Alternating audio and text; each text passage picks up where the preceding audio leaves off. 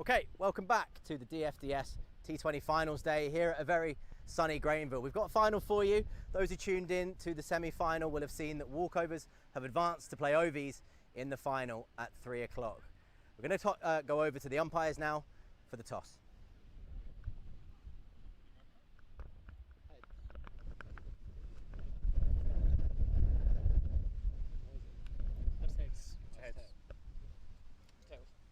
It's heads.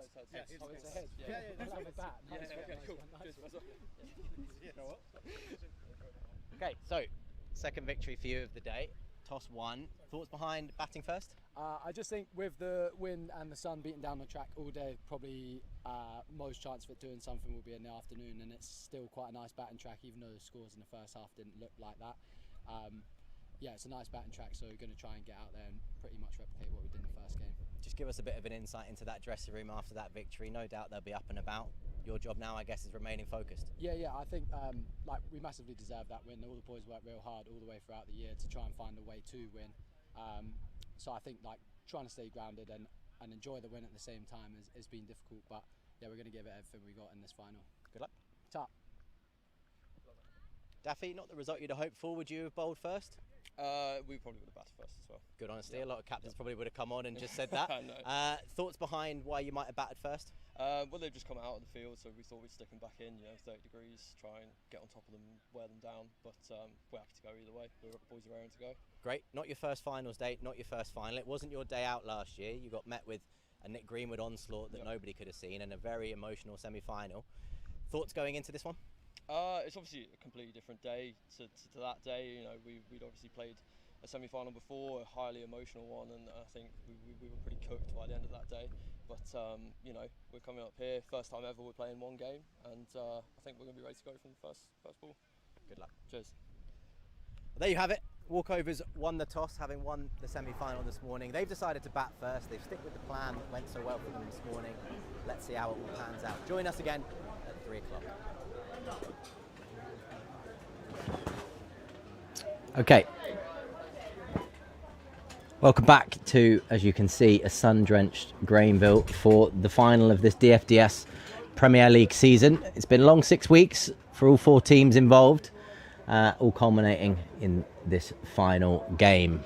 Those of you that joined us this morning will know walkovers progressed through that semi-final through to today's final. OVs stand in their way of being crowned champions. OVs themselves, having made it to the final last year, experienced this very much like walkovers have done, where they had a big semi-final, very emotional semi-final, where they won on a super over and then unable to get over the hump, which was very much put in the way by Nick Greenwood's superb 90-odd knock. So will we see the trend broken, where we have the semi-final team coming and lifting the trophy, or will it be business as usual, where the team who progresses to the final has that effort? You'd certainly say energy-wise, focus, sort of in the field, coming in fresh will definitely be a bonus, especially on a warm day like this, touching 30 degrees now. So it's certainly a warm one, but that breeze is certainly helping everything to calm down a little bit. It's warm in this commentary tent, that's for sure, so it must be warm out there. We've not got a breeze in here, but these players will certainly be up for it. So walkovers winning the toss, batting first. A formula that has done them well over the last 2 games, both victories against Farmers, where they posted what you would say certainly this morning was a below par total, but managing to defend it, that was a big bowling performance, led by Dan Birrell, the walkovers captain, with 4 wickets up the top, bowling out of his spell in the first 8 overs, which was a big gamble to take, which meant he wasn't able to affect the game as much as he would have liked in the last few overs as it got tight. But certainly from his point of view, walkovers made it through, and that call was standing as correct. So it looks like Scott Simpson, left arm seam, going to take the new ball. It's the same opening pair for walkovers from this morning, Will Taylor and Elliot Corbell, left hand, right hand at the crease. I don't think walkovers are going to go about this much differently. The difficulty for them is just trying to find a way to get themselves into this game immediately. Walkovers aren't as fresh, but they are hardened from some more battles this morning. I wouldn't have said it was exhausting. Batters didn't bat for a long period of time. Sharp Van der Vault strike rate didn't tell you the full story, but certainly his knock now looks like to have, well, was a match-winning one. He'll be back in at 4. He did a lot of running in that first game, so we'll see how his legs hold up. It's a lovely view here at Grainville. Not a lot of shade. Certainly the crowd that are in trying to do their best to find and seek some shade. We've got some of our men's players who aren't in this final down having a hit in the nets. And I'm excited to say at some point during this game we will be joined by men's head coach Neil McRae to discuss all things club and men's, women's, everything cricket. So Scott Simpson with the first ball of this DFDS final. Almost chopped on from Will Taylor. Not enough room to be able to work it through the offside. Angled bat with a bottom edge. Almost chopped on. Dot ball nonetheless. We saw game 1. These opening pair can be dangerous for walkovers. Certainly more attacking natured. They'll try to take advantage of this power play. They'll be important if walkovers want to get off to a good start here. Short ball. Down leg side. Onto the stumps. Just 1 run given. So they're underway. Walkovers are off and running. A little bit of background to this one.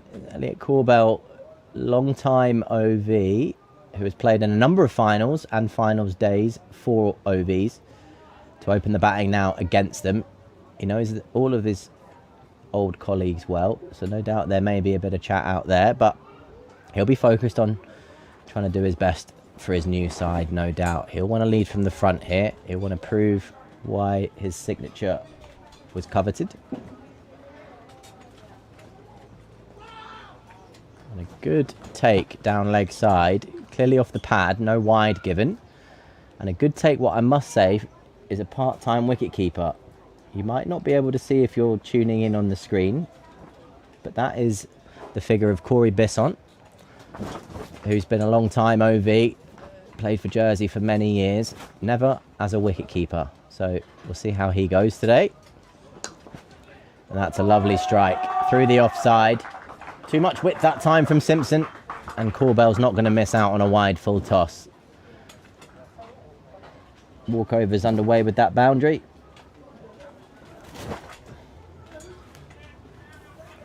Over to the small crowd assembling on that far side where there still is a little bit of shade and a bit of protection from the wind. It is windy here today.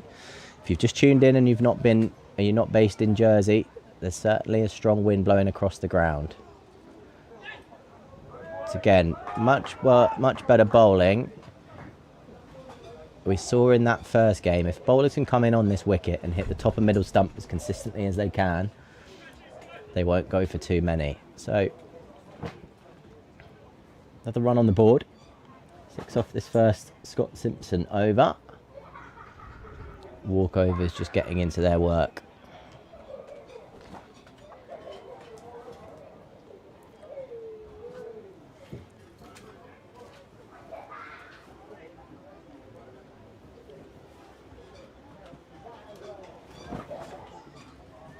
That's well bowled. Oh, and a big appeal from the bowler, who gave it as if he was sure he'd edged it, but no one wanted to join him. So, little bit stop-start, but ultimately a dot ball, which you take in the power play. 6 for none off the first over. Both sides will be happy with that. On as even as we get going in this final contest. Chatting to Dan Birrell at the toss, who's the groundsman here. Knows these wickets better than most. Just saying, he thought as part of his batting first ploy that if it is going to do anything, there's a chance it might do something with the sun having been on it all day later in the day. Whether that's a bit of turn or whether it just starts to break the surface a touch. We've had a lot of sun on it, certainly over the last 4 to 5 days. It's kept a lot of grass on it up until the night before. Brought it down for today's games.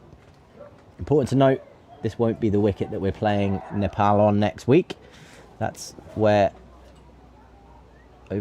just over, you can't see it on the screen right now, but 2 to the right of where we're looking from the pavilion, just where the batter's standing now, maybe a little bit further across. So this wicket will get used today, and then we won't see it again for a little while. But ultimately, it's been playing well all day, although the scores haven't necessarily suggested that. That's a lovely shot, and that's going to run away for 4. So from this pavilion end was Theo Pullman, well-known player within this OV side. He's bowled as a seam bowler for them for many years now, taking the new ball. Number of caps for Jersey, was recently selected in the Jersey squad for T20 to go down to Cyprus. Didn't get a game, didn't get on the field, but certainly one of those bowlers who thrives under pressure in T20 cricket. He likes having the ball in his hand, he wants it, and he'll mix it up with variations through the power play. Through with a bit of extra pace, but nothing there, so 4 and a dot. Key here is the width. We talked about it in the first innings. Too much width, it's going to be too easy with this lightning quick outfield to score quickly. So what we will see from Theo Pullman is a bag of tricks. He's got a couple of slower balls. They can go pace on, mixing his lengths. Hard length, top of middle. Again, no width, difficult to score. That's where he'll want to settle in. Maybe a touch fuller if he wants to be a wicket-taking threat. But on this wicket, that back of a length forces the batters to think, do I want to go across it? Certainly, leg side right now is a big hit when you include a force 5 wind. So he's got the option to go short if he wants to, but that lengthy bowl just there will be where he wants to settle in for his next few overs. And again, just a touch fuller that time. Batter on the move. Good comeback here from Theo. Like I said, he's not shy of a bit of pressure. He's bowled some big overs for this club side, and he's bowled big overs in the power play for Jersey. Certainly a successful one, I remember last year in the T20 series against Guernsey, where he got brought in for his first game and given the new ball in the power play and got a wicket straight up. That's a better length for a wicket-taking ball, so top of the stump. So a 4 off the bat first ball, followed by 4 dots. Much better adjustment from young Theo Pullman. Just the difference being that width, like we've talked about already.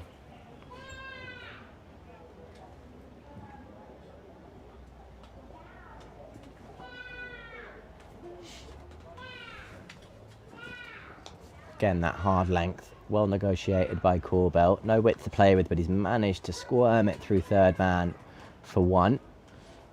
Just 5 off the over. Good comeback there from Theo, having gone for that boundary first ball. He'd be delighted with that comeback. So 11 for none off 2. You'd say honours even. No wickets for OVs yet. Nothing extortionate from walkovers. OVs would be happy with this run rate. We've seen it be that consistent run rate all day. It certainly doesn't feel like a wicket that's 120 plays 120, but that's what we had this morning.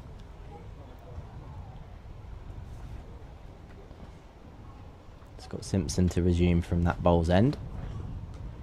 Again, down through third man, and I would have thought there would have been a third man in place with that left armour, but just with that angle coming across the right-hander, it didn't feel... I can't see that area of the ground from where I'm sat. I just assumed that would have been 1, but too easy that. I think that will make a field change because, as we say, our current DFDS Performance of the Week winner, Andy Dewhurst, at fine leg, being summoned to run at least 70 metres, which he's doing so at pace. Those of you who are familiar with him know him as the Bulls trainer. I don't know what his actual full title is, but we certainly see him on the cones every Saturday, getting them warmed up for the second half. The other element of that field change is that he's now joined the walkovers contingent that is down in the corner, and having played for Walkovers Evening League team for a number of years, he's certainly copping a little bit, which he won't be fazed by. He'll enjoy that. 16 for none, 5 off the first 2 balls. That's the sort of batting you want in the power play. Get your boundary and then get off strike and let your partner have another crack. Oh, it's a wild hack from Will Taylor. As we said, he's an attacking player. I'm not sure you need to make too many movements. You see there when he comes down the wicket, the danger with that is that you struggle to keep your head still, so therefore watching the ball becomes extremely difficult, and therefore a good chance you miss it like he just did. So aggressive shot, he's going to take the game on here. That's a pull shot, too short, and it's gone for 4 from Will Taylor. Again, I'm not sure about these field placings. He's got a deep cover, no one out in the leg side, and Simo has bowled short and at the batter. I don't think that's where he would have wanted to bowl, and if he has, he's got the wrong field. So either the execution wasn't there or the field placing's not there, but it looks like he's trying to bowl an off-stump line. There's still a slip in place as well. Change up, and it's gone again, and another 4. So Will Taylor, as I said, he's taken the game to the opposition here. He's just had a wild hack first ball, then he's got a short one away, and then he's got a slower full toss. So 3 boundaries off this over. Walkovers are up and about. You can hear probably the contingent in the corner having a good go, and they will only get rowdier as the afternoon pans out. I'm sure a few drinks have been consumed, and only more will continue to be consumed. Again, a little short break here as the ball has gone in the hedge. Those of you familiar at Grainville in previous years gone by, we have put fencing out to stop the ball going in there. Well, since then we've been unable to. We had a couple of hedgehogs who unfortunately found their way into it and got stuck, and therefore to protect the wildlife we would rather not take that risk. So not able to put them up, but the ball looks like it's been found, hit hard enough to go right the way through the bush. Well found, and we're going again. So the over that walkovers would have wanted, 13 off it so far. Just as I said, after over 2, the game was pretty on as even. You'd say that walkovers are now that, and actually they might have found a different ball, because it doesn't look like it's the same ball that was just bowled with. So we'll continue to have a bit of a break whilst they search for this ball. The umpires aren't convinced that the new ball that's come out is that ball.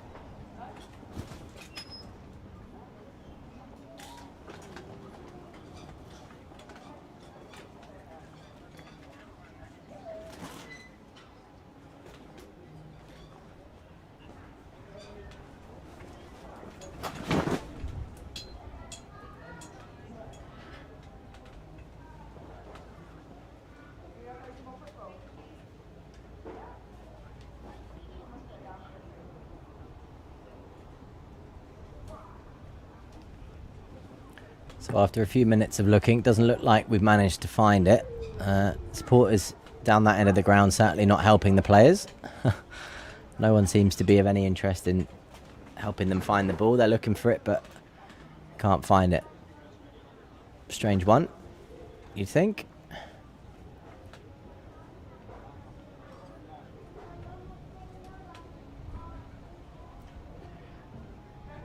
Oh, hang on. They've got it. They've got it. They've got it. There we go. Good news. Back on. Probably just the little break that OVs would have been happy for there. Momentum, that word that we've used a lot on the stream today, was certainly in walkover's favour. But what works in their favour is there's 1 ball left and they've already got 13 runs off this over, so they won't certainly be panicking.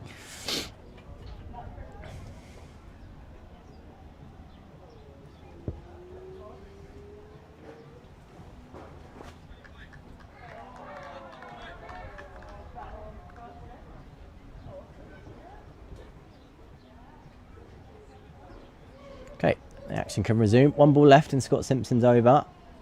And it's off the pad and a big no to finish. So 13 off the over, 24 for none off 3. And this is just the start walkovers would have hoped for, as Theo Pullman sprints back in from his position on the boundary to continue his spell. As you can see across the screen there goes Andy Dewhurst. I wouldn't call that sprinting, but he's getting there effectively nonetheless. So discussion in the middle here. Experienced head out there in younger brother Sam Dewhurst chatting to the captain James Duckett, just giving his penny's worth. He's played a lot of cricket, Sam. He's played very good cricket as a youngster, and then again for the men's side, the Jersey men's side. So a bit of experience, just chatting to the captain. I think that would have been about, what are we trying to bowl, what are the plans, what fields are we setting, because just went a bit awry that over, whereas we've now covered that backward point area. Interesting decision here. It's going to be wides, I think. It is, with a fumble from the diving, I use this term lightly, wicket keeper Corey Bisson. And as we saw in the first innings, left-right hand combinations, when they get the singles in the power play, force a lot of movement in the field. So what's interesting is that there's a lot of discussion at the start of this over with the captain and the experienced head, but didn't see many people talking to the bowler. I'm a big fan in T20 of bowlers taking that ownership, setting their fields. They're the ones letting go of that ball to execute. So if they're comfortable with their field, they've got more chance of succeeding. Anyway, Theo runs in. That's well bowled. Big call. Not out. He's given his leg byes, which means there's no bat in it, which must be that it's going down leg side. Bowler doesn't seem too frustrated. Keeper's interested.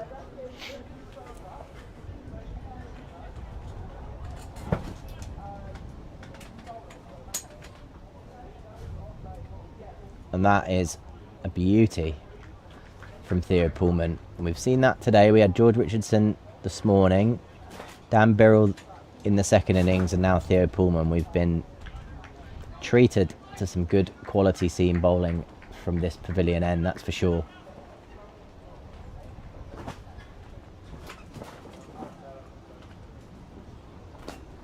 Well bowled again, no width, it's cramping in for room. You can see there, just after the ball had worked its way in the leg side, the batter was flicking his bat through more, thinking maybe I can get it behind square in the leg side. Risk with that you can see that leading edge coming into play, and extra cover will be in the game then.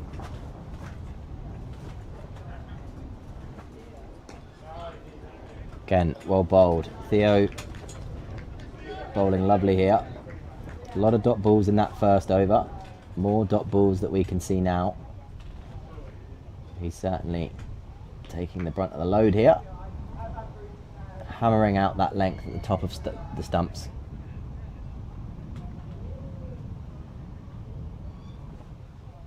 And there's that width where the batters can chuck their hands through. If he'd have made contact with that, no doubt that would have gone either flying through third man or through where it would have been intended extra cover for some runs. Dot ball again nonetheless. It's been a little bit stop-start here from walkovers. Boundaries have come thick and fast, but then a lot of dot balls to follow. And another one to finish. That's fantastic over there. 3 from it.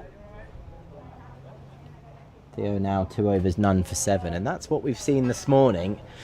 We've seen a few boundaries and momentum, but then a lot of dot balls to follow. That thing we talked about, dot ball percentage, is a big part of T20 cricket. Momentum in an innings can be difficult to find. And if you're boundary followed by a load of dots, kind of negates the boundaries that you hit. Whereas if you can hit a boundary, get off strike, continue to score off as many balls as you can, keep that scoreboard ticking over, it's certainly going to help the score. Whereas 4 dots and a boundary doesn't always help. So a change of bowling. Would have liked to have maybe seen him on an over earlier. I'd like Simo with the new ball, but maybe mixing him up over by over, not let the batters settle helps, doesn't give them that second over when they're settling in. One thing about Ed Giles is he's not the quickest, but it does come from a very tall angle.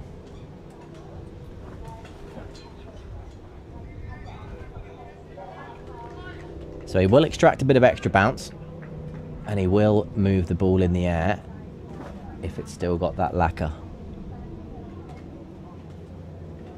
Ooh.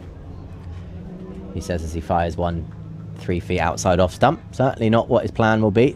Very much a loosener for the big man as he settles into his spell here. A bit of a stop-start to the innings. We had a few minutes off whilst we were trying to get a ball. A few extras mean it's not going as quick as it could. That's going to find its way down to the boundary for 4. No fine leg and a short ball is an interesting ploy from the OVs.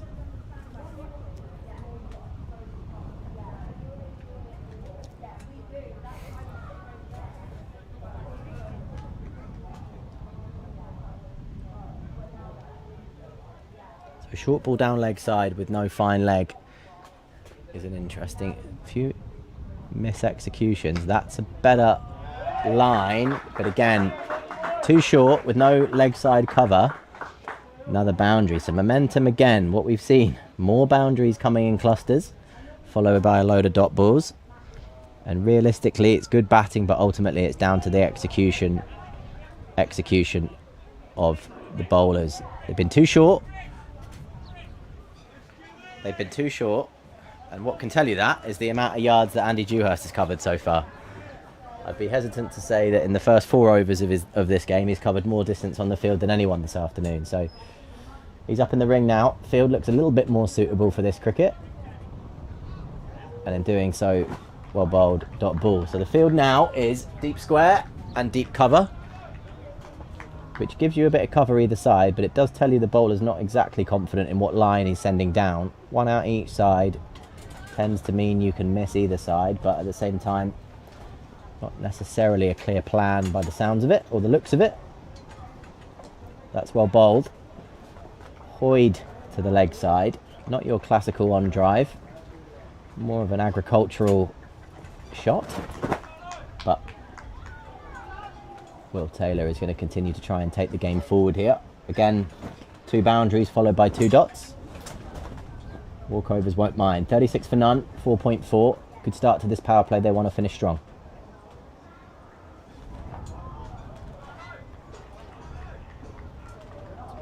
A few shouts of wide from the Walkovers contingent in the corner, but how far he got across there to try and access that leg side was never going to be given a wide. Looked like it went over the top of leg or middle stump. So dot ball again, 4-4 dot dot dot.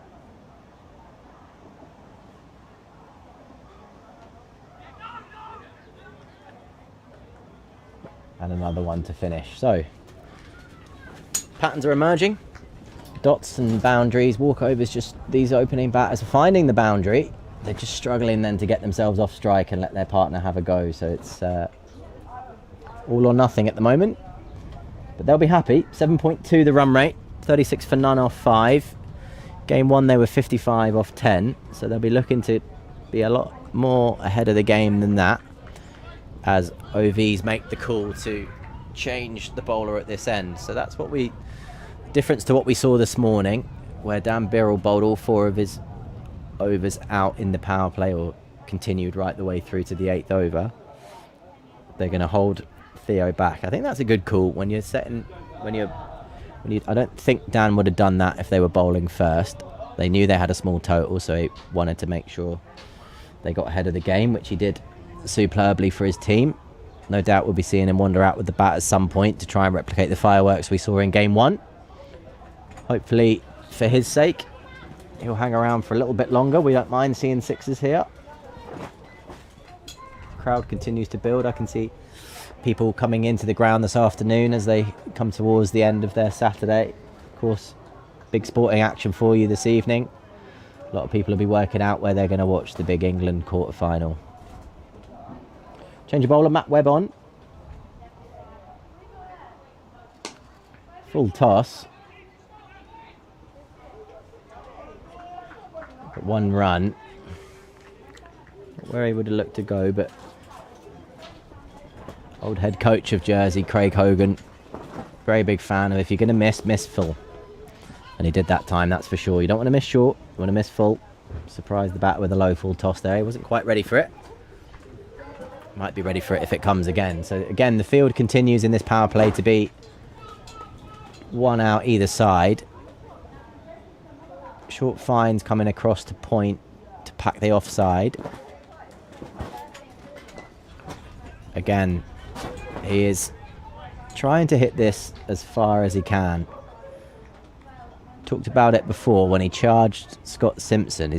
Sometimes he's just not keeping his head still. So you're watching the way he's trying to hit the ball almost too hard, which makes his head move, keeps him off balance, and therefore watching the ball becomes more difficult, which is the absolute fundamental of batting. Backed away that time, and the first wicket falls. Trying to give himself room in the offside. Well bowled by Matt Webb to adjust. Cramps him for room as he tried to open up that offside. Just got a feather through to Corey Bisson, who'll be delighted with that first catch. He's looked solid behind the stump so far, but standing back for a new keeper tends to be a little bit easier. Wondered if we might see a change at number 3 for walkovers. Certainly the first game, Robin didn't score at the strike rate that they would have liked. There's only 3 balls left in the power play though, so maybe they're thinking this time he'll run better between the wickets, build another partnership.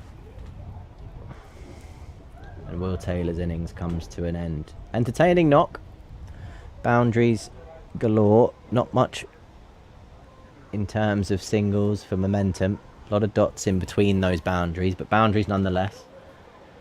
3 balls to go in this power play. If walkovers can get out 40 for 1, they'll have taken that, I think, at the start of this game.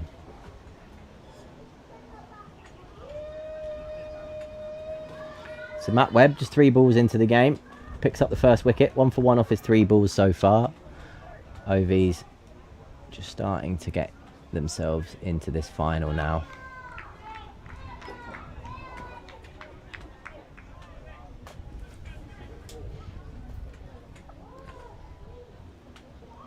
So Robin Carnegie, the new batter, facing up to Matt Webb. It's a nice start right into the ball, and it's beaten him in the offside. I think it was Freddie Harben in there.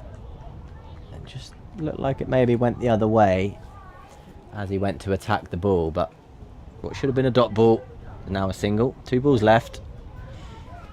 Gets the set batter on strike. 17 balls now, face 16 runs. Can walkovers finish this with a flurry, or will OVs nick another one? It's in the air. It's a nice strike, straight out to the fielder on the boundary, and Simo, as always, putting his body behind the line, saving 4, and a great effort out in the boundary. It's 2 runs saved there. Lovely strike. They're up to 40 with 1 ball to go in the power play.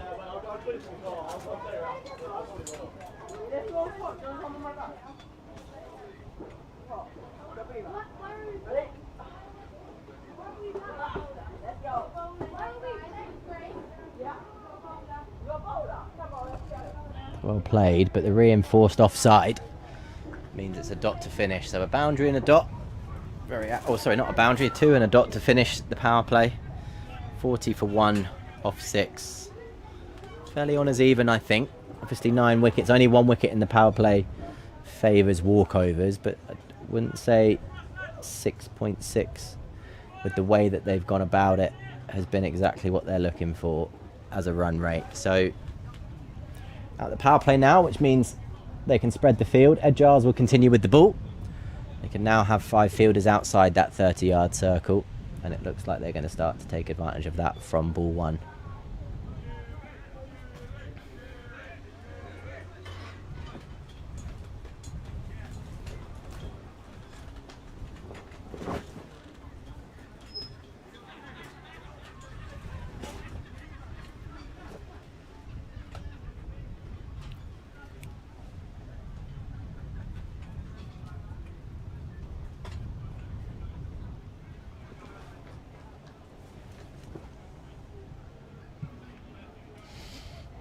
So Ed Giles to continue. Mixed first over, went for 9. But he'll be setting into his spell now. Bit of... Ooh, long gone. A little bit of yes, no.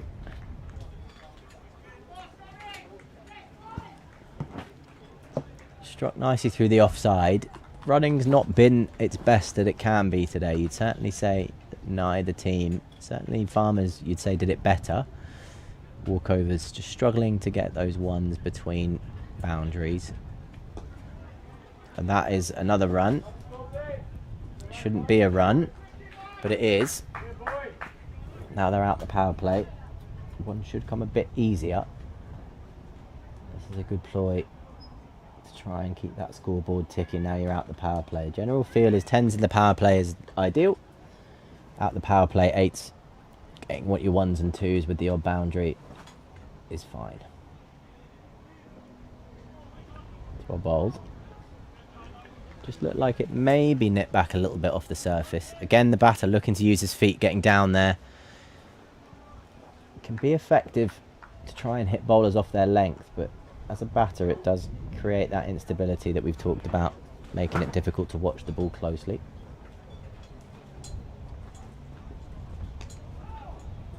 Well bowled, and that's well ran. That's a much better run. We didn't see a lot of that this morning. Running at mid on and mid off. Bit of chat in the middle there. You can see some body language. Charlie Brennan looking a little bit frustrated that they're easily getting singles in this ring. Definitely out of the power play. When the field is spread, you cannot let these batters get easy singles in the ring. If you're in the ring, your job is saving 1 and attacking 3 dot balls. But if they're going to let them get ones like that, it's not going to create much pressure. Short and wide. Put down. Didn't see it. The cameraman in front of me, right in my eye line there, unfortunately. Maybe the replay will show me, but don't think he had to leave his feet. Looked like a fairly routine catch at the height it was coming. Sam Dewhurst, I think it is backward point, so that's a chance gone down. Corbell, the set batter, 20 off 21, will be looking to settle in and make them pay for that one. Again, well bowled. This is what we saw this morning. Robin Carnegie at 3. Just not quite getting off to the start he would have wanted again. 3 or 5, but to be honest, apart from a couple, nobody's really made this surface look too easy today. Don't know whether that's the surface or the batters themselves, but there's the chance. Drop catch. You can see there, it kind of got caught by the looks of it to go which way round. So you can catch with fingers pointing up or fingers pointing down. That awkward height where you don't know whether to go up or down, you get caught between the two, and by the time you've made a decision, the ball's on you and on the floor. 7 gone, 44 for 1. Game 1 walkovers of 55 after 10. They'll want to be ahead of that this time around. There's firepower in that Ovies batting lineup.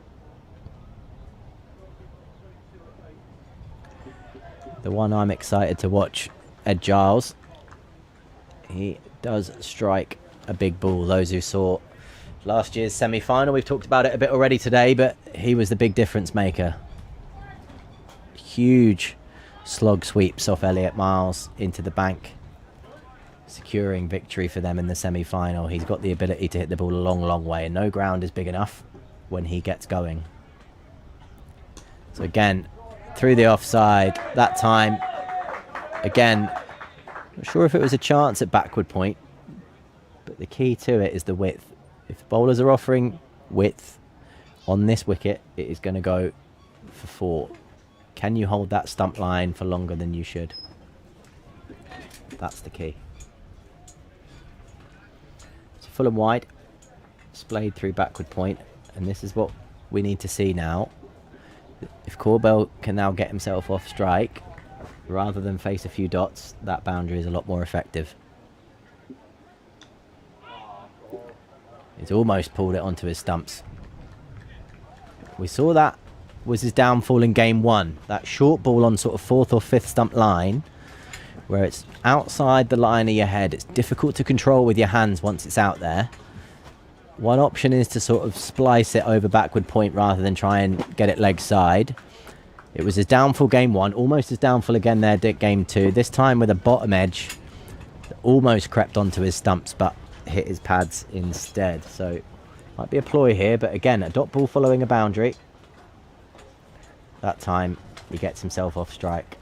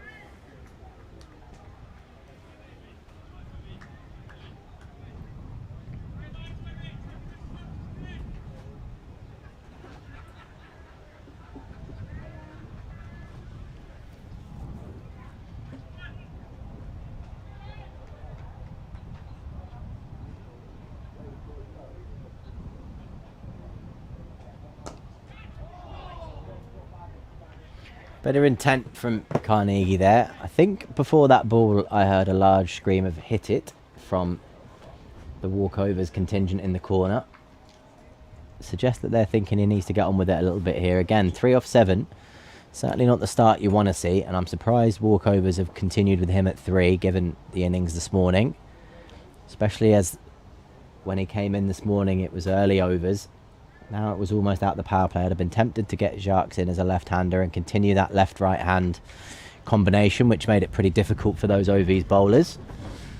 Even potentially promote the skipper, who has been clearing the boundaries this morning, give him more time to do more damage, but they've continued with him at 3. 3 off 7 at the moment, and he'll need to get going if walkovers are going to get past this 150 at least. So Ed Giles to continue, none for 13 off his 2. It's well bowled. Again, dot ball. Thought there from Corbell is that everyone out in the leg side, well, I say everyone, the only one out in the leg side is backward square leg, and he's about 10 behind, so I think he's thinking if he can get onto off stump, he can create that angle to go over mid-wicket. That's well struck. The wind is going to carry it, so it's not going to be caught, but it's not going to carry to the boundary either. So the intent, much better that time. Well received from the walkovers contingent in the corner, who's shouting good. I think they want to see them get on with it a little bit here.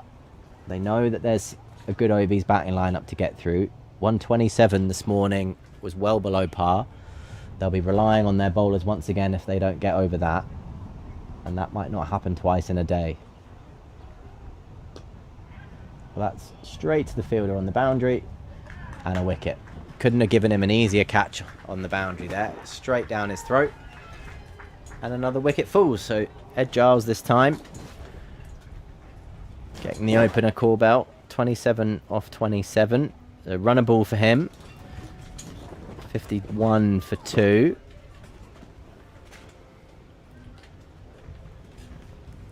It is going to be Jacques van der Walt to come out at number 4.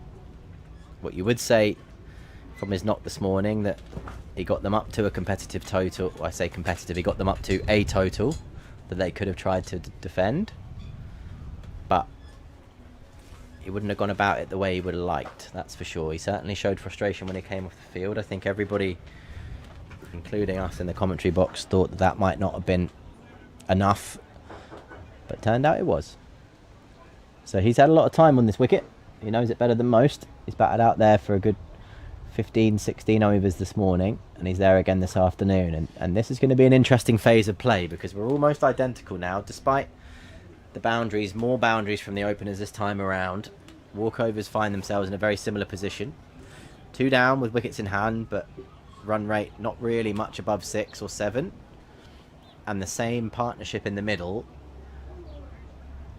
that didn't strike the ball as well as they would have liked to get up to 150 plus, which would have been competitive. So the same are out in the middle again. Just 11.3 overs left. Not a huge amount of time. Robin Carnegie 3 off 7. I can only think that Jacques is going to want to score quicker this time around. That certainly showed a lot of frustration in his innings, even despite winning.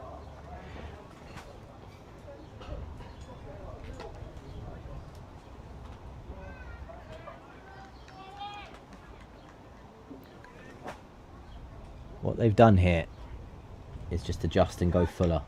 They'd have a conversation after those couple of boundaries that Will Taylor hit at the end of the power play. They've had a discussion and thought, if we're going to go down here, let's make them hit us straight. Again, full through the offside. Could be two. Are these two going to run better this time around? No. Still just one. I think that's where these two, if they're going to go up a little bit, score a bit quicker than they did first time around, they're going to have to push these runs a bit harder. Ones into twos to get them going. With the odd boundary will do the trick, but one run again. You would say great boundary fielding out there from Scott Simpson.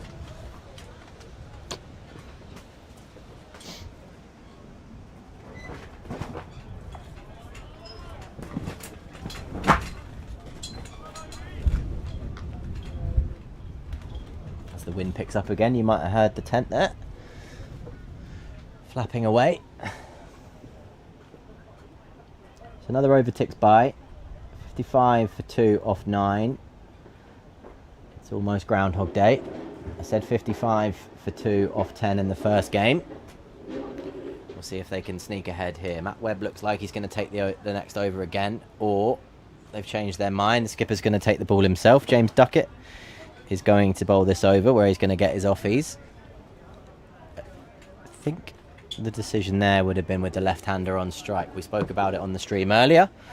Modern way of T20 cricket is to try and, if you're going to bowl your spinners, bowl them turning it away from the batter's bat. And that's certainly what he's going to do here against Jacques van der Walt. So Daffy not necessarily known for his big extravagant turn with his off spin, but he's very accurate. And if he can hold his line on the top of middle here, like we've talked about all day, it's going to make life very difficult for these two. So something's going to have to give. There's still 11 overs to go.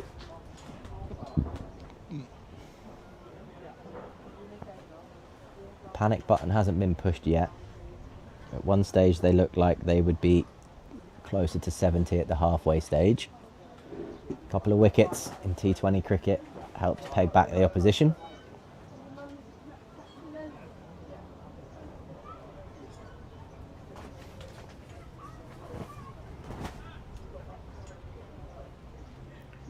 Just taking their time here to get the field right. They think that they're happy with it now. They've got an extra man inside the circle, so they haven't gone 5 out. Mid-on is up, but mid-off is back, which is slightly unusual, but with the ball turning away from the left-hander. Again, this is what we saw a lot of this morning. Oh, and buzzers. Which is exactly what the walkovers would have wanted, but this is what we saw a lot of this morning from Jacques van der Walt. That sort of dab into the offside that doesn't really get him anything. But that time, with a bit of luck, shy at the stumps, backing up didn't do its job. There's a bit of intent. Over mid-on. It's just gone for 4. So, big start here for walkovers to this over. Certainly not what OVs would have hoped for. That first boundary was a gift. That one, much better batting from Jacques.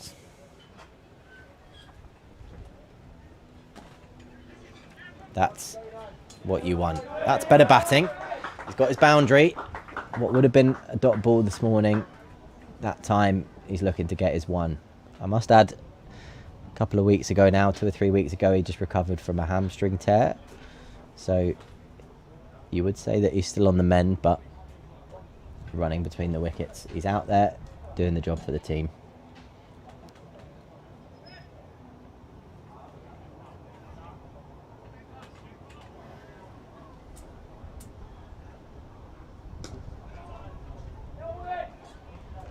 Again, dot ball, 9 off the over. That strike rate continues to not climb for Robin Carnegie. You feel like he's going to do something here. There you go, straight up in the air and claimed. So again, not the innings he would have looked for, And there's certainly some OV support in here as they claim another wicket. So 61 for 3, all built through by pressure. 3 off 10 balls. There's a lot of pressure for him to do something there. 3 down. 10.1 overs to go. So I would hope that it's good umpiring from the umpires to consider taking drinks now to avoid having to wait too long. Good catch there, you can see, from Ed Giles. Even though it didn't go very high, it was certainly a bit blustery out there. It's not so easy to claim those catches. So drinks taken. 61 for 3 off 9.5. So 1 ball to go in this over. Walkovers will be a little bit happier with their efforts this time around. Ultimately, they haven't got away. Those wickets have pegged them back. As you can see, 2 fantastic overs at the top from Theo Pullman. And then wickets shared between Giles, Webb and now Duckett with that top edge. So, plenty going on. Quick drinks break.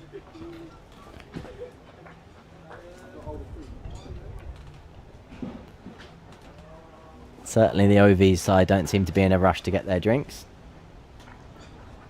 But it's still warm out here, despite that wind being up. 27 there off 28 and 17 off 16. Around a runner ball from the openers, got them off to some sort of start. 3 off 10 from Robin Carnegie won't be what he wants to look back on fondly.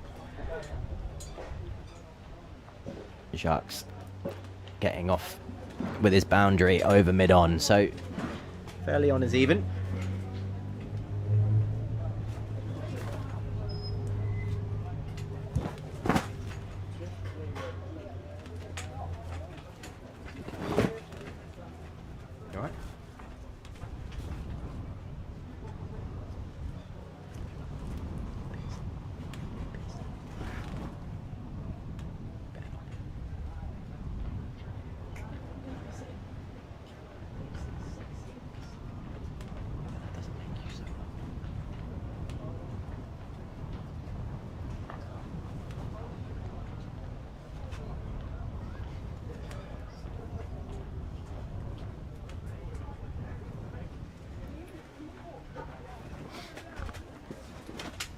So OV's not in a rush. Sort of wandering back onto the pitch. One of the slowest drinks breaks I've ever seen. Would like the umpires to get them going here. Unfortunately, the security I've employed for the day seems to have let me down, because somehow sat next to me now is Grace Weatherall. She's back. Grace, thanks for coming back. You're very welcome. It means that there's a fresh voice on the comms. I'm sure everybody who's been here since ball one is getting sick and tired of my dulcet tones. What have you made of these first 9.5 overs so far? I've only been watching about 3 of the overs. Okay. I've been looking after some of the walkovers men's kids. Okay. So doing my part for Jersey cricket. But I think it's a better start to what they had in the first game, the walkovers batters here. It's a shame that they're 3 down. It's a bit of like letting your wicket go slightly. So I think looking back on it with their batting, maybe it should be what shots are you playing and what certain times, and I was also questioning why OVs only have 2 fielders out in the 9th over. Yeah, good analysis. I agree with all of that. I think we've seen a bit of stop-start innings. There's been boundaries, there's been dot balls, and then every now and then they just get those wickets. We've not really seen a partnership today get out of hand. We've seen partnerships from Farmers in that chase. Scott Van Breeder and Armand Fleury put on a few. We saw Robin and Jacques as a partnership game 1, but didn't really take the game away. No batter has really managed to get out there and bat for a long time. So Dan Birrell, the skipper, joins back in the middle. That's the 10 overs completed, 61 for 3. Certainly he'll be wanting to replicate his first 10 balls that he batted like this morning. The only difference this time around is he'll want to go on. Yeah, definitely. I think if he gets himself set, he becomes a very dangerous batter in these innings, like you saw in the first game against Farmers. He absolutely smoked one over to the tennis courts and took 1 over for 20 runs. He could be very destructive that way. So definitely the wicket that OVs are looking for now. Yeah, agreed. That's the thing with club cricket in Jersey, in particular Premier League cricket. They play against each other a lot. so they know each other's game a lot more inside out. So they know which wickets are the big ones, and they know how to go about getting these batters to score slowly. So they've done that well so far. Change of bowling, we're going to see more leg spin. Sam Dewhurst will roll out his leggies. We saw Ben Bealey game 1 bowling his leg spin. It's big ploy in modern T20 cricket. A lot of the best bowlers in T20 cricket, certainly over the last 10 years, you think of the Rashid Khans and Adil Rashids, have been the most effective in T20 cricket. Turn the ball both ways. I'm not sure we'll see quick leg spin from Sam. He's more of a get it up above the eye line and see what the batters want to do. More of a teasing leg spinner. We'll see how he goes here. That's a lovely start. That's that perfect line and length. If you want to come at me, you can, but the length isn't going to be too full. Again, Jacques trying to just dab it in the offside. It seems to be his go-to. That one too short. Well struck. Again, only one this time, out to Scott Simpson on the boundary. I think definitely against spin, these batters here need to be very aware of don't get yourself stuck, especially to slower spinners and leg spinners. If you get yourself stuck, you get yourself in a pickle here. So it'll be good once they start moving their feet, going forward, back, and try and do something. I think this could be a very destructive over where if they choose to get themselves stuck, then it potentially normally goes the bowler's way. Completely agree. Completely agree. Ooh. Just like that, no feet movement, all just a bit of swing there. Excellent analysis there. I agree completely. Good timing as well, as Dan's just plunked his front foot. That time he's back a bit. Another dot ball. This is a superb first over from the leg spinner. 3 dots and just a single off it. 2 balls to go. Field spread wide. You feel like he's going to have to try and do something now.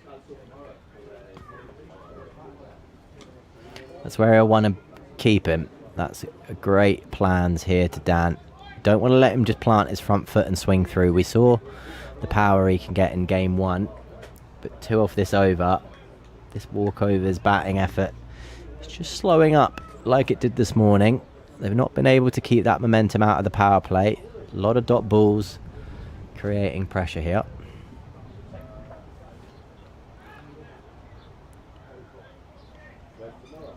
Well bowled. What an over that was. So just 2 from it. 63 for 3 off 11. Just feel that something needs to get this innings going again. Yeah, the walkovers batters definitely need a big over here to put them in slightly better positions than they were in the first game, and for a partnership to definitely build. So if these two can start ticking up 7 and over, 8 and over, better than 5 and over at the moment, then the pressure starts to build on OVs. They seem quite chill and relaxed at the moment, like they've got control of the game. So a good over here will flip that on their heads. Anything can happen in cricket, remember. Agreed. Couldn't agree with you more, Grace. Couldn't agree with you more.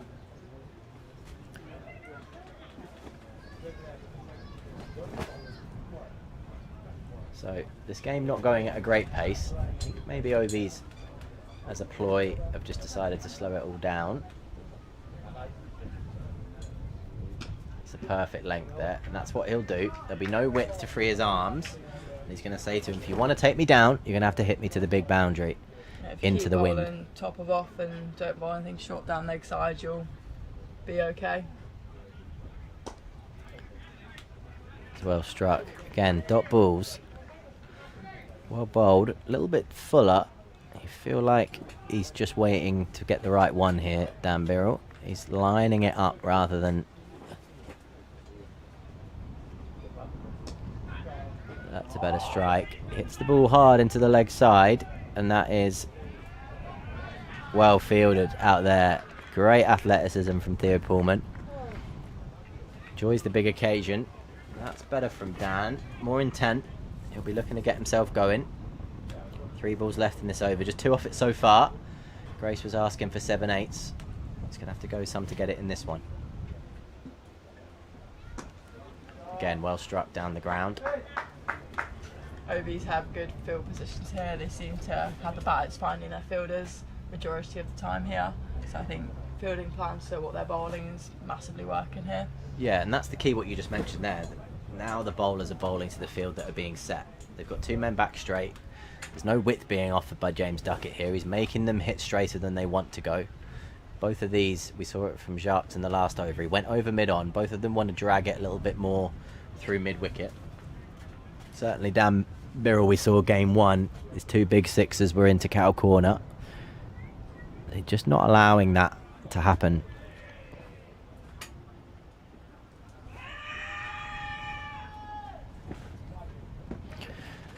Now, keeper's happy with that. I think potentially because he caught it. He was happy with that, got a bit excitable and went up for the appeal, because I'm not sure anyone else in the ground had anything there. But that's well kept by the non-experienced wicket-keeper. Not easy standing up. I did say standing back would have been a bit easier. Now he's standing up. He's showing his worth as a wicket-keeper in this team. I think he'll probably open the batting for them later. Again, just 4 off it. It's not enough. No, you definitely want to start kind of pushing on in these overs and not leave it to the last. If you get a good start in the next couple of overs, it gives yourself a setting ground for your last 4 or 5 overs. Agreed. I think just looking at this OV batting lineup, I'm looking around, I'm thinking Corey Bisson, lots of power. Charlie Brennan, we haven't mentioned him yet. He certainly has lots of power. And Ed Giles, 3 hitters that are going to be difficult to keep quiet. So these walkovers batters are going to need to get 140 again. I said first game I was wrong. I said they need to get 140. They didn't. They still won. Yeah, I think they fielded and bowled well in that first game. They definitely need a bit more runs on the board, especially with the batting line that the OVs haven't, how destructive and powerful they have, like Charlie Brennan. We've all seen him smoke some out of FB. It's well struck. Again, dot ball. I think this is where he's struggling a bit. If he finds the fielder, it's hard to get that single when you hit it as hard as you can.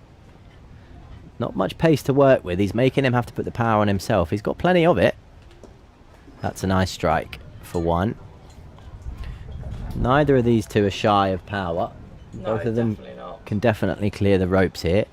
It's just, can they find a way to do it against Sam Dewhurst here, who's teasing them a bit with his leggies. If they want to use their feet, it's there. Neither of them seem to at the moment. Struck in the gap. No intent for 2. Can't understand why. I think that's absolutely poor running from both of them there. I run that first one hard. It's been drilled into us in the women's team is run that first one hard, push for those 2s. I was always told when I was younger by my coaches, if you don't take the easy singles, it'll come back to bite you. That's going to get away. I don't think it's going to go for 4, but again, these two just jogging between the wickets. I can't say enough how poor this running is. When you're not able to find the boundary as often as they can, they are jogging. And Dan Birrell, who I know very well, I'm going to call him out on that because I don't think that's good enough. He asks a lot of his players. He's a leader from the front, but the way he's running between the wickets here, there might not always be 2, but if you jog that first one, there's definitely not. Yeah, it definitely shouldn't be 4 or 5 here. It should have been at least 7 or 5 here, which would have been different to what they've been going at the moment. Well struck again. Again, just going to be 1. But there you see, that's the sort of thing. I know it was straight at him, so there's never really going to be 2 that time. But the one before was about 10 yards to his right. From the bat, it just screamed 2, but they didn't fancy it. So you also never know, misfields always come even by good players. Absolutely. You put that pressure on and suddenly you've got 2 like you saw before, the overthrows, because those batters put pressure on with the running. So it ends up getting a dot ball, become 4 runs. So definitely need to start pushing on a bit, and like, I know it's hot and it's easier said out here, but no matter how tired you are, you've just got to run. There's no excuse. I think the heat's the same for everybody. You've got to put yourself through it if you're going to want to win it. So see how they go. James Duckett continues from the pavilion end. Slog swept, and that is hit hard by Jacques van der Walt for 4. Slog swept through mid-wicket. Never stood a chance. And again, a boundary for walkovers. There's certainly a calmness from the 2 of them out there. They're not They might not be running hard, but either of them don't look phased by this. It's well struck, but only a dot ball. Just held it outside off stump a little bit that time. That's good experience when you've been slog swept through the leg side and you haven't got the full cover out there with mid-wicket up. Just to leave it a little bit more outside off stump. See if he wanted to go across it again. That's a nice shot, but that's been his downfall all day. It could count. He seems to find fielders even if he middles it. I think it's that when there's that width outside off stump, he's looking for that gap, but he has found fielders behind square all day. No, he's hit the floor. Everybody saw the puff of dust.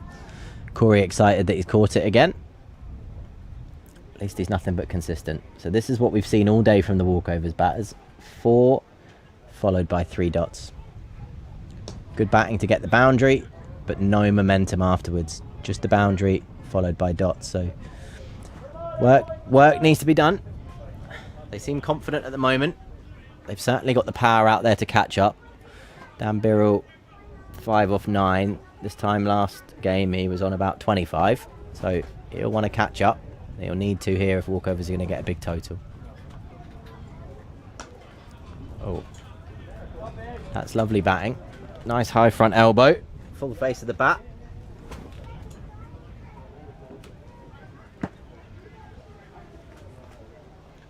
Another over ticks by. Just 6 to go. 10 and over from here. Not really what they want.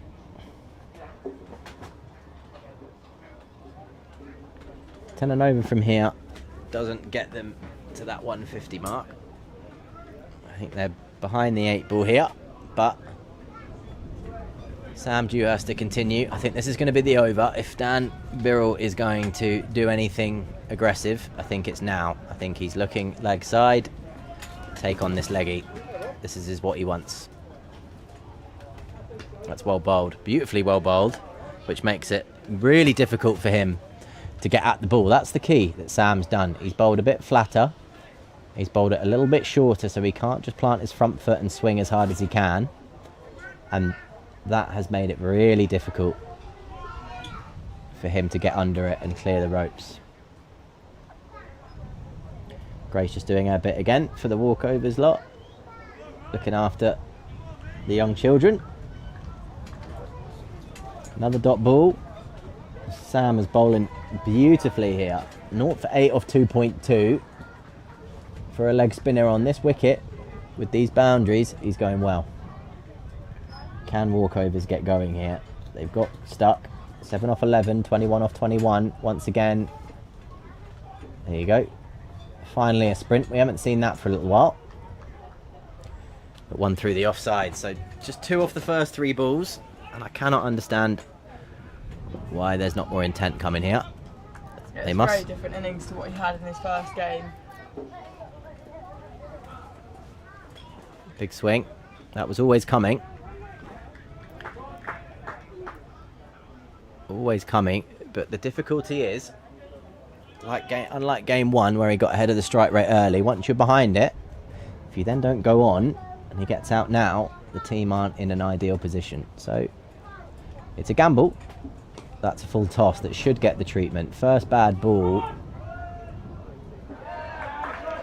First bad ball we've seen from Sam Dewhurst. Up until then, he's been spot on, but a full toss on leg stump was not what he'd have been looking for there. Large shout of run from the walkovers contingent. Sounds like some frustration from the dugout. Yeah, definitely. I think sitting on the sidelines and sitting slow jogging when you're still not even 100 over, I think they'll definitely in the dugout want them to be pushing on. Yeah, you mentioned the runs there, whether they're over 100, I think that's important, but you've also got 7 wickets in the hutch. I say that, they might have 1 less. They do have 1 less. Caught long on, and Sam Dewhurst has got his just rewards. He's bowled a beautiful spell here from that far end. Just the 1 boundary coming off his spell so far as a leg spinner is a very good effort. I just feel like that momentum, this is what we see quite a lot, that semi-final can take it out of you and be really difficult. Well struck, but not enough to beat. There's more Ed intent Giles. that we had seen from his batting than the previous shot, so yes, he's gotten out of that, but kind of the intent was there to try and go, oh yeah, we do need to push on here. Yeah, If definitely. you're not going to run them, you've got to send them. Yep, I agree. I like that. I like that quote, Grace. I like that one. If you're not going to run them, you got to send them. I like it. He tried to do that there to no avail, but much better knock in terms of strike rate from him. At the other end, Dan Birrell, the skipper, now 8 off 12. Tian Kruger again. We talked about that potential of that middle order of walkovers, but they're now very much reliant on these two clearing the ropes. They're going to try and do that. That's Sam Dewhurst over, so 7 off it, but the wicket to finish. James Duckett returns for another over. So these spinners, the middle overs here, have really started to tie walkovers down. They haven't really found the boundary as much as they would have liked, and they certainly haven't run as well as they could do between the wickets. So not a great combination if you're going to post a large total. I think pace off has definitely been the option here for OBs. Like, it's hard as a batter to generate the power with no pace behind it, so you have to generate all yourselves, and if you're not got the energy to do that, which kind of looks like they're out there right now, it's going to be tough. Agreed. And that is the first one. That's nice batting. He's not tried to overhit that. What he has done, though, is given himself a bit of room. He knows that Duckett's going to target the stumps here. He knows that he's not going to be offered much width outside off stump, so he's created the angle to do it himself. And the difference we've seen, that I've spoken about a few times today now, is that he didn't run at him. He set himself before he hit the ball, so his eyes were still. It's gone again, this time straight at mid-off.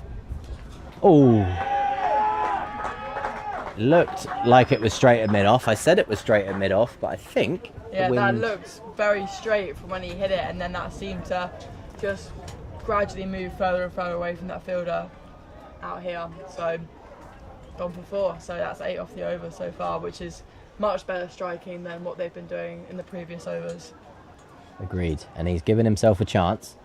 He's given himself a few balls, and now he's looking to take on the game. So 8 off the first 2. Will he continue this onslaught? Jeez, he's tried to. That one, he looked to hit a long way. Again, that game of cat and mouse. He's looking to create room, giving himself a bit of room by going to the leg side. But that time the bowler up to his task and followed him to give him no room. It's a good game going on here between the off spinner and the power hitter. Oh, that's what they wanted. No. Umpires kind of No, I think that's... got in Freddie's way there, or Freddie's just not realised the umpire's there. I think the umpire's been there since the first ball, so he knows he's there. I don't think he certainly, from what I could see, he hasn't moved around at all there. The umpire stood his ground, which he's well supposed to do. I don't think it would have been a catch anyway. So, Tian Kruger on strike for his first ball. No, big appeal, again, off the pad, down leg side. Good keeping from the part-timer, if in that Corey Bisson. I'm not sure I've seen him keep before. A good take.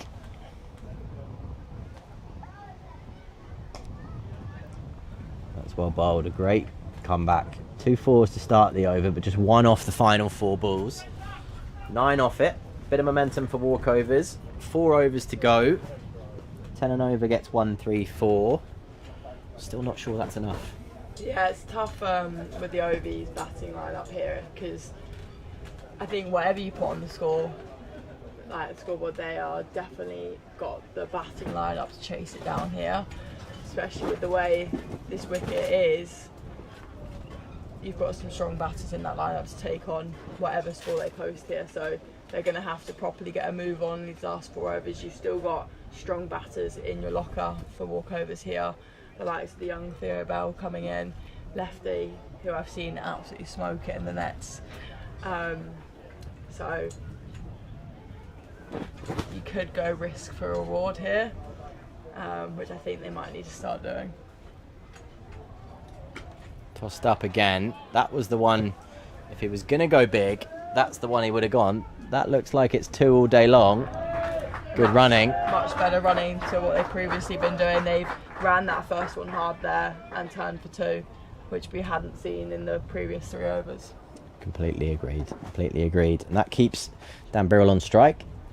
That might be a big moment in this game if he continues to take OVs down. So there's the strike. And there you go. See that big moment. And there's Biz's power. He is a very strong batter and can smoke a ball, as you've seen there. That's cleared the ropes. Exactly the same, definitely what they needed. What they don't need here is this to finish the over of ... Yeah, you've noticed the theme too. Yeah. So yeah, agreed. They want to keep that momentum. Can they either continue going and looking for boundaries and get them, or get one and get off strike? I think what you noticed there, a bit too full. That's a better length, which has created the opportunity. Has it? No. Cleared him. Just when it looked like it would be down his throat. I think that wind just slightly helped, but he's definitely using the wind as an advantage on that leg side boundary. It's going to go, and like I said, risk for reward. He's taking the risk there. He knows the field is there, Do you know where the but bat he's is? gotten the reward. Do you know where the bat is? And another one. 3 in a row here. That one's a bigger one. Into the hedge. So he's gone 2, 6, 6, 6. We knew he was capable of this. Much better than... Well, certainly is. It's the ideal, but we knew he was capable of this. He didn't start quickly. Wasn't running well between the wickets.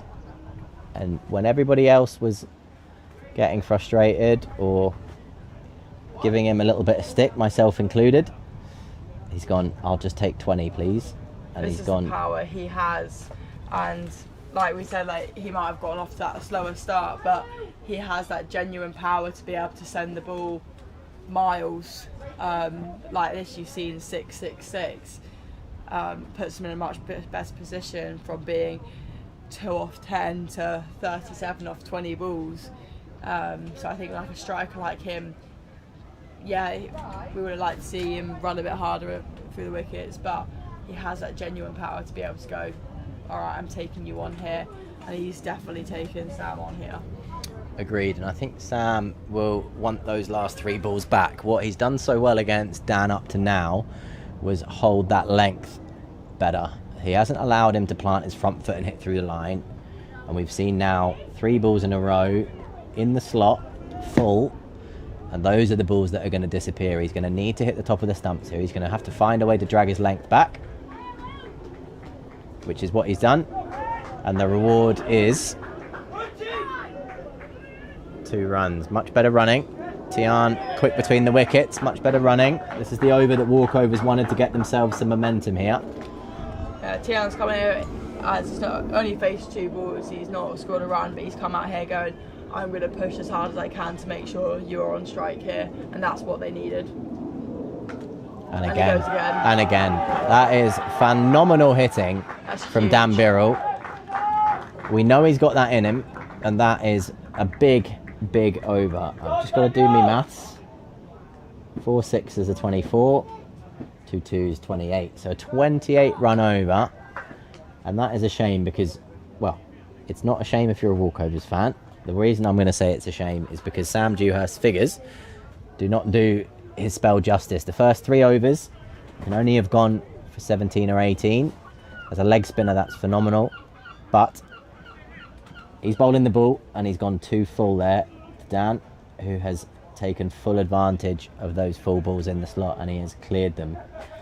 Yeah, I definitely think it's a tough time for him to bowl as well, because with the experience Dan has being in that men's team and being that batter to come in those last couple of overs, he knows how to bat in these overs and go, okay, I need to take you on now, and that's what he's done perfectly. I think wherever he bowled there, that was going to go, which is phenomenal batting, but it doesn't justify how Sam actually has bowled those previous 3 overs, where he's actually bowled very well and kept it tight lines. Because before that, Biz was, well, it went for 28, so he was 28 left runs on there beforehand, so... Agreed. So 3 overs left, 122 for 4. Big swing in the game here as Dan moves on to 45 from just 22 balls now. Strike rate looking a lot healthier than it did 5 minutes ago. Tian Kruger from the other end still yet to get off strike, but has played a big role in getting him back on strike, running those hard twos. Big change of the bowling now. Just 3 overs to go. They've gone back to their strike bowler, Theo Pullman. None for 7 off his first 2. It's a good option. I think Tian's got the power himself, but I think the way Dan's striking it, his job is just going to be get him on strike here. It's a good tactic to just try and dovetail the end of these innings. When you've got a batter on a heater like Dan is after that last over, no matter how much power you've got, just get the man on strike, get yourself to the other end, and then if he goes strike trying to swing, then you take over that mantle of the attacking batter. But what you can't account for is good bowling, which is top and middle stump. He's done it. That ball there, good bit of fielding at backward point, ball 1, 2 dots straight away. So Theo now 2.2, none for 7. Big couple of overs for Theo here. Yeah, Theo's a very good young talent coming through. He's still only 19 and playing in the men's team. Very quick bowler and predominantly quite consistent.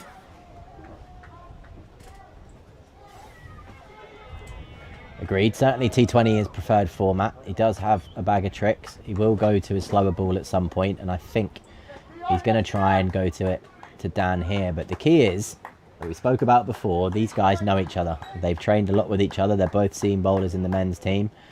They'll know what their tricks are, and they'll be trying to play a game of cat and mouse here. Can he get it right?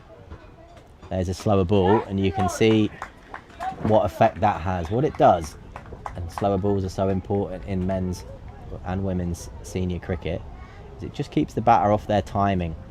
A lot of batters, they can just step and hit, and the timing of their movements is so important to getting that contact point where you can get elevation and power. Slower balls just keep you guessing. Are you going to go slow? Are you not? You're not quite sure when to start that process. It's well bowled again in the slot.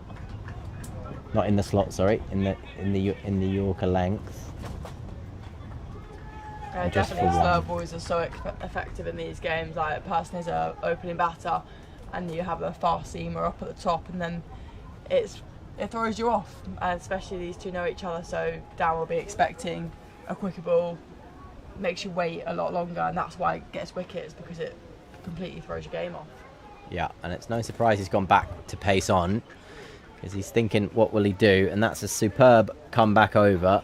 Theo Pullman is keeping OVs in this game here. Another big over there would have taken walkovers up to a bigger total, and therefore more momentum going into these last 2. What a comeback over that was. Just 3 off it, following the over of 28. Although it was a hugely expensive over, it's not catastrophic for OVs. Just 125 for 4. 127 was the score in game 1. Just 2 overs to go, 12 balls to go. And the new batter now on strike. They're going to go back to the old campaigner, Scott Simpson, who bowled 2 overs up the top. First over phenomenal, second over a little bit more expensive. So they'll fancy having an opportunity to take him down here. Critically, like we talked about before, both now right-handers. They're hitting to that wind-assisted leg side boundary. So Simo with the angle.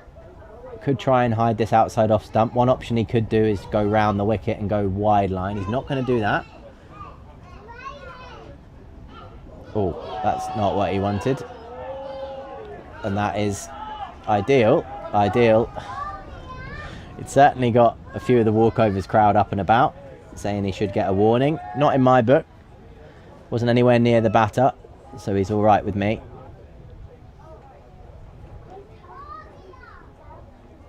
The umpire's talking to him about it. He's not going to be too happy about that, because I could be wrong, and I'm happy to be told otherwise, but I think the warning is often to do with, was it a dangerous ball? And I would say, being 4 foot outside off stump, it wasn't dangerous to the batter, but nonetheless looks like he's been given a warning. It's another one of those, and we'll have to see a new bowler, but we'll see. Free hit. That's a nice strike over the offside. That's that power over extra cover, and with that no ball, that is 5 off 1 ball. Yeah, especially that over that went for 28 last day definitely put them in a better position, because we weren't even predicting that they would get to 130 in 20 overs, and the fact they've still got 2 overs to go and have already got on there, that this is turning into a better score than what they had in the last game, and definitely a better score against Ovi's batting lineup. And that's good running. It's good running and it's good batting, because he had the free hit to be able to try and get the boundary, but he knows that Bizza, 46 off 24, Tian's role here would be to get him on strike, and he's done just that. So, interesting matchup. Again, these two know each other well, Simo and Bizza. Good mates off the field. Big hoy, but it's just going to be one out to the leg side.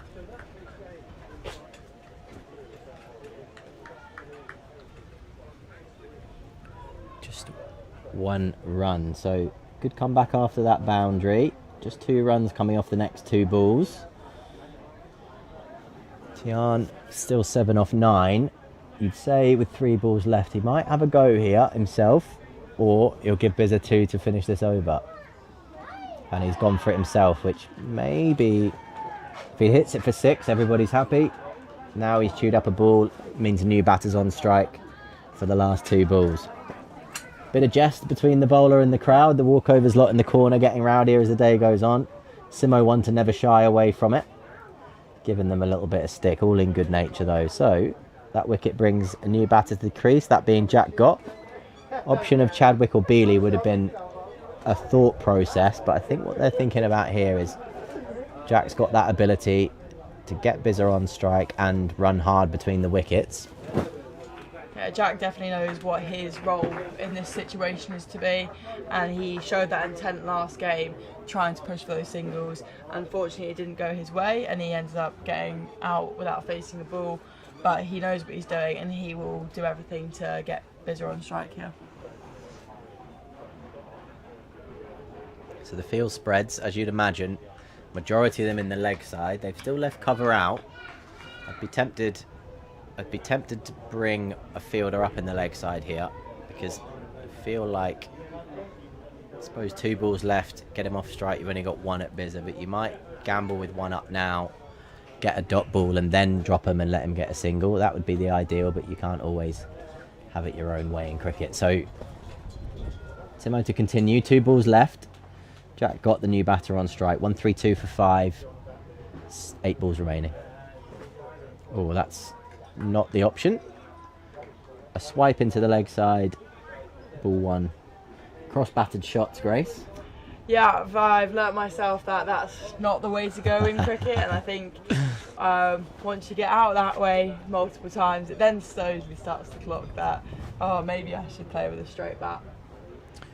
Early on in your innings, I would agree, but we'd also agree that that first ball you hit, again across the line, and now he's running.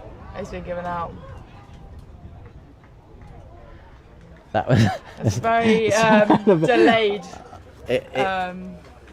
Decision from the umpire is what you mean. Yeah. Which, in the time that he considered it, Jack ran halfway down the wicket, slipped over, fell down, managed to get up and try and get back again, and then the umpire gave it. So the long wait there, he was having a good think, which I do enjoy. Sometimes I think umpires can be a bit quick to make a decision.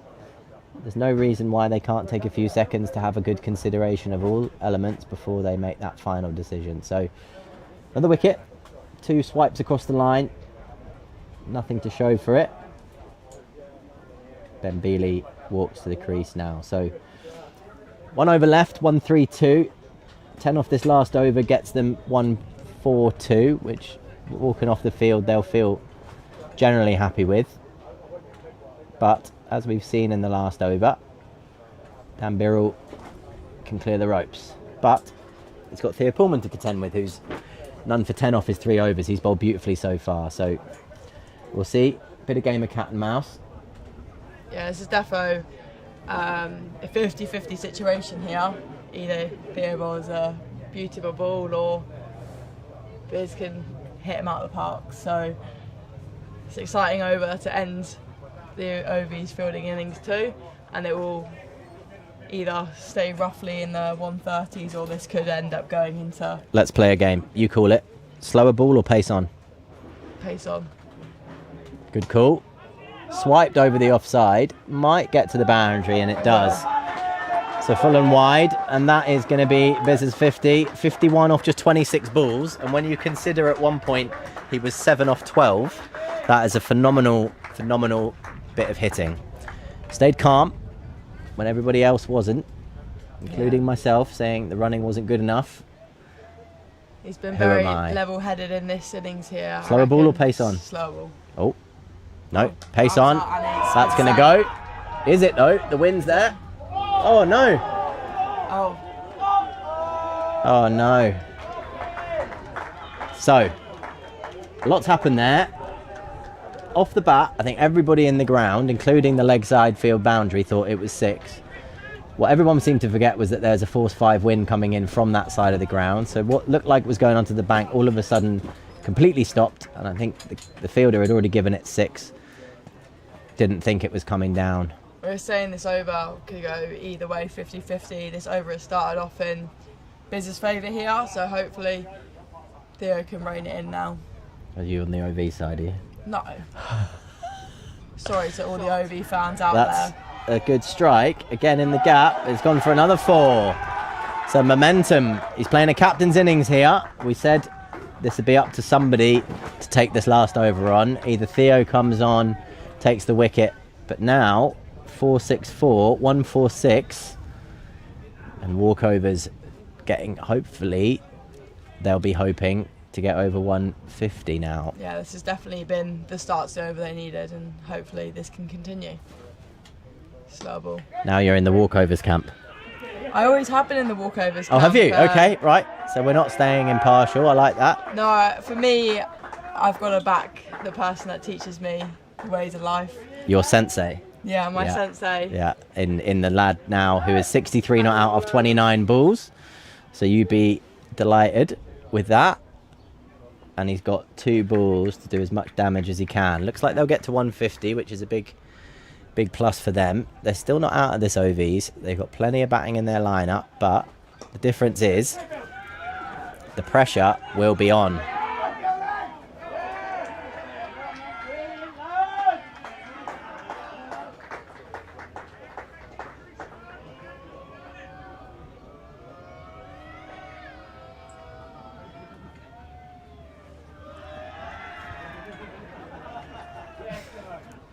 Ever the entertainer.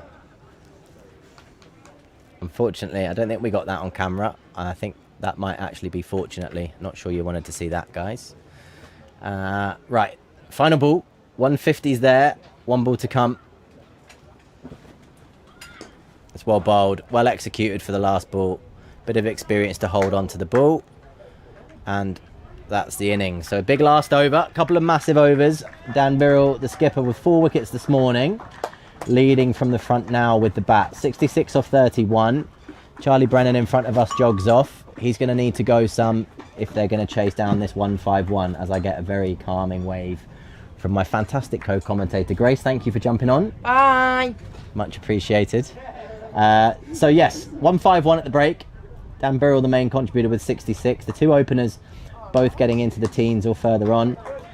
And plenty to go for here. OVs will think they could have kept them under a little bit more, but that knock from Dan Birrell, that's what you can see in T20. When someone gets on a heater and strikes it as well as he can, it's dangerous. So, OVs in this final will need to go over 150. It's certainly doable. As I said, they're full of a lineup that has power. Ed Giles, the man for me, that could be the one that replicates that Dan Birrell innings. We've seen him do it over and over again in Jersey. Certainly at club cricket level, he's had a huge amount of success with the bat. So, 151 the final total. And OVs, if they're going to lift this title, will need to get 152. Stay with us. We'll be back after the short break for the final innings of today's T20.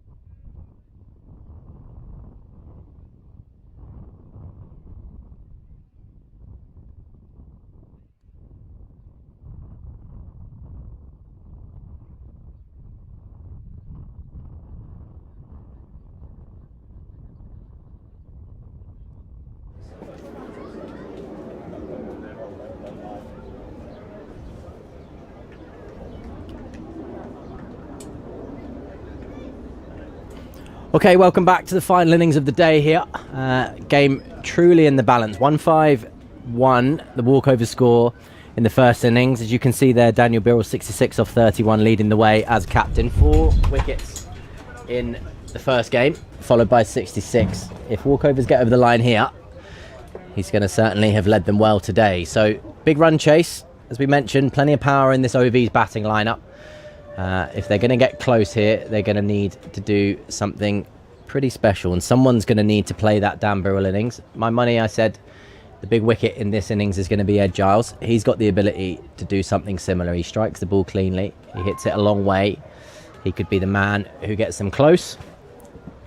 So, Charlie Brennan, Andy Dewhurst out there to open for OVs. Charlie Brennan, obviously, a huge wicket here.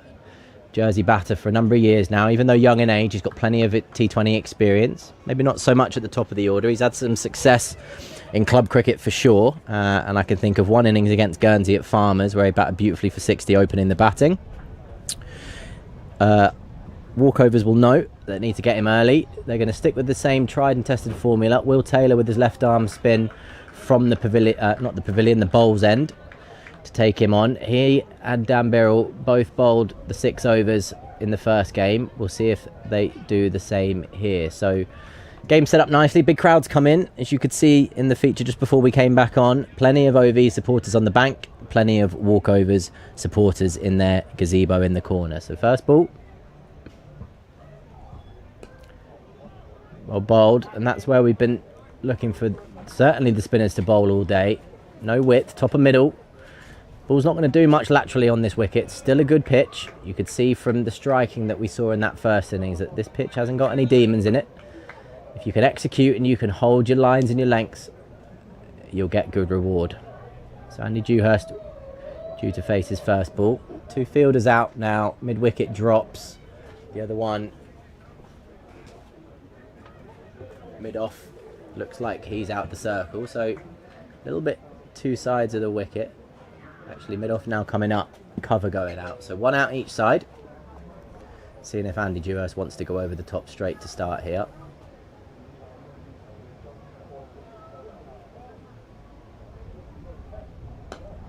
Well bowled, right in the block hole. Nothing to play with to go from there. Delighted to say I've been joined by Director of Cricket, men's head coach, Neil McRae. Welcome.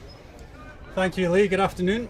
Good afternoon. So, keen to get your thoughts after this ball about what you've seen so far today. You've been here for both games, and that's a full toss on leg stump, tossed up, easy one to get him going.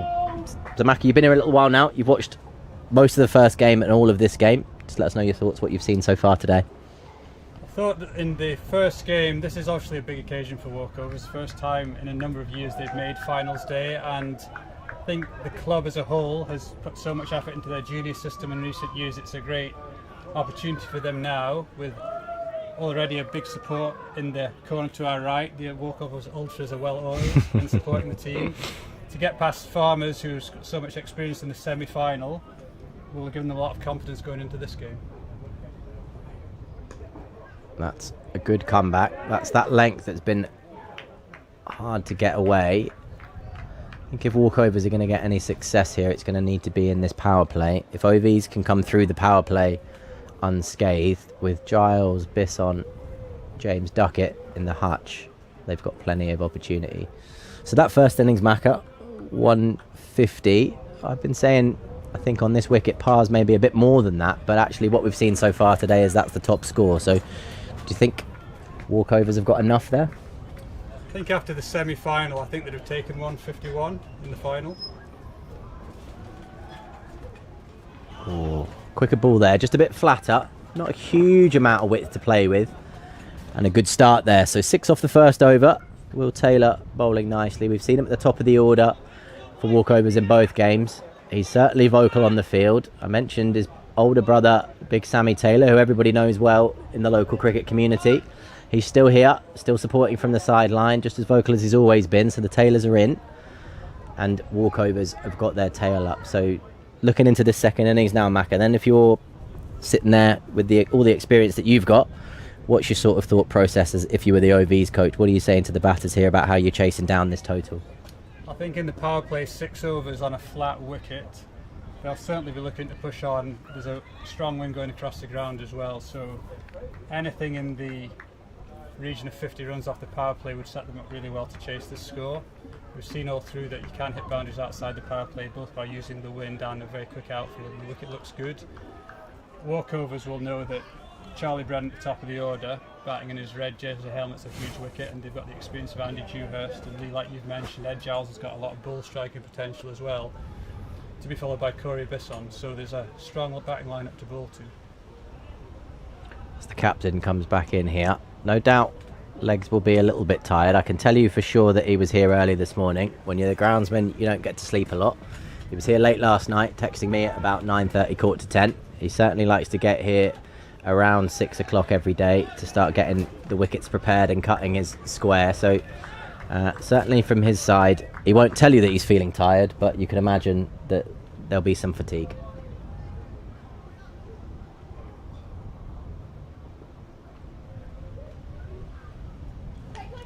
Big outside edge. Again, Theo Vautier, who was a big feature at third man in the first game, took a fantastic catch down at third man. You mentioned before, Macca, about that walkovers, focus that they've had, certainly over the last 5 years of junior development and improvement. We're seeing that with the likes of the Theos that they've got out there today with Theo Vautier and Theo Bell. Just how important is it for club cricket to continue to focus on that? Oh, it's massive, and I think for walkovers now as a club, they're so well placed with the number of players that they've got in the Jersey age group pathway. They've got strong junior sides, good numbers at every coaching evening they do, so now that they're making finals day and they've got a good support here in the ground, there's a lot to look forward to in the years to come for walkovers.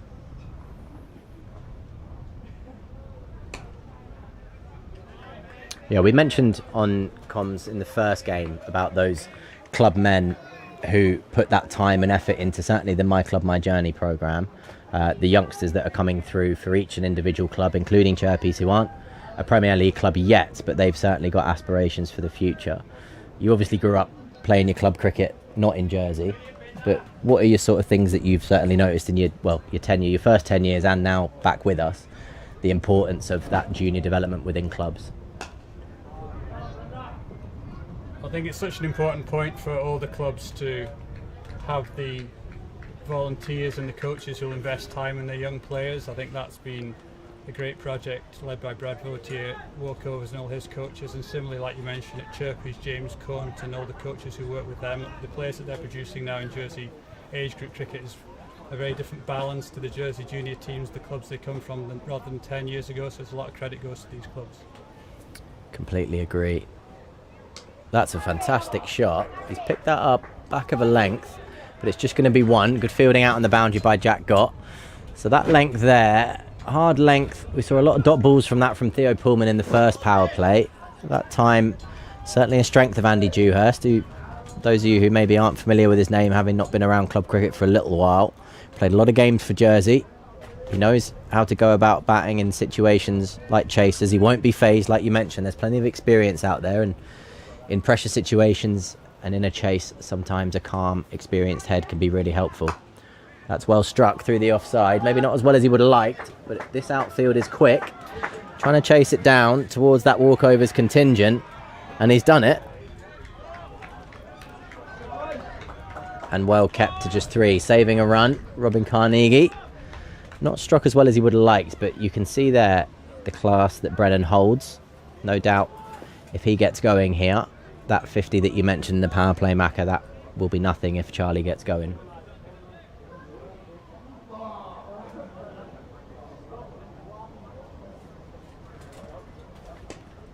Well struck again. That one is going to run away for 4. Confident start here from Andy Dewhurst. We haven't seen him about Premier League cricket for a couple of years. Turned up last weekend for their Division 1 team, so their second team. Ended up getting player of the game with 60 and 3 wickets, or 4 wickets I think it might have been. So clearly he's in form. It's an interesting way to go about taking on this power play. It looks like he might have a bit of a free hit here. I think Andy Dewhurst got a huge amount of experience to draw on. He was a consistent middle order player for Jersey for a number of years, and a strong Jersey side led by Peter Goff with the likes of Anthony Hawkins, Kane, Ben Stevens 10 to 15 years ago, and he's clearly still enjoying his cricket, and he's started very positively here. Agreed, that's what they needed. 17 for none off 2. Certainly, that's a lovely shot. Well stopped through the offside. They pat the offside, so it does look like they're going to try and hold that line. Their coverage is definitely deep. That mid-wicket's very straight. It could be a cow corner, but there's a long on as well, doing some stretching in the distance. That's well struck. Oh, that wasn't far away. Mid-off quite straight there. If maybe he was 3 or 4 to his right, that would have been certainly a catching height, and that would have been exactly what walkovers would have wanted. But this is what we could see here. We've seen throughout the day that the Jersey international players are making a difference. You've seen Birrell do it a couple of times. Scott Van Breeda got his team close. Didn't quite get them there, but the way he's striking it here, you'd say Brennan is the man. Ooh, almost a commentator's curse. Striking it nicely. So 21 for none of 2.2. Just the start that the theoretical head coach was asking for. If they had them here, I think it's how today, what I think the clubs haven't necessarily negated those outer power play overs as well as they probably could. Generally, you know, the thought process of 8s, getting your 1s and 2s in the middle overs with the odd boundary is the way forward. We've seen a lot of batting today where it's been boundary followed by a lot of dots. And that's what you tend to see more at club level rather than international level. Yeah, it's a good point. It'd be interesting to see how OVs use the wind that's going across the ground in this innings. Andy Dewhurst has got the wind for the leg side in his favour in this over. Charlie Brennan obviously hitting against it, therefore batting left-handed. So this is a good opportunity for Andy Dewhurst here. Just as you mentioned, using the wind into the leg side. No signal from the fielder yet. Umpires aren't 100% sure. Now they're going to give 4. So using the wind. Mackett, you called that leg side option. Left right handers at the crease allow you to be going to the leg side. Well, I say the leg side, but the wind assisted side as often as you can. A nice ploy here from OVs. Certainly gone about this chase differently than Farmers. They were a little bit more sort of circumspect in that first 6 overs. I think potentially when you look back on it now, you could consider that maybe they were a little bit too calm, too casual maybe in that first 6. 1-2-8 on a good wicket certainly didn't feel like a big chase, and they never looked flustered, but ultimately such an important part of T20 cricket to get off to a flyer. Yeah, definitely, and I think now second half of the power play, next 3 overs will go a long way to deciding this game. 2 batters who've got to start, 26 for none on the board. They'll be looking to push on in these next 3 overs and get past that 50 mark. Agreed. Just looking at this field, trying to work out if there's anyone out in that leg side boundary. There might be another fielder that I can't see, but at the moment it looks very open. Yeah, there he comes, Chadwick, and that should be 2, and it is going to be 2. That's excellent batting, and that's smart batting. Back of a length, could have easily looked to just try and take that on with the wind, take it down, but the field was set for it, so the bowler's trying to bowl to his plan, but rather than take the risk, get your 2, get a bit of momentum into the over, see where it comes from there. As you say, the next 2 overs of this power play are going to be huge from both sides in terms of that momentum through the rest of this chase. That's a lovely strike. Superb bit of fielding at extra cover. Looks like Tian Kruger, who is certainly built like an athlete, diving fully stretched to his left, got a big hand to it, no doubt saved at least 2, possibly 4, and that's the sort of commitment that they're going to need here. It's still a very good wicket, still a very quick outfield. There's plenty of runs out there if someone goes to apply themselves for 10 overs here. Yeah, it's a big effort this from Dan Birrell. Been a talismanic figure for walkovers for a number of years. 66 off 31 balls, and including 4 sixes in the 17th over off Sam Dewhurst really set up this position of 151 to defend, and now this 4th and 6th over in the power play, massive overs for him to bowl.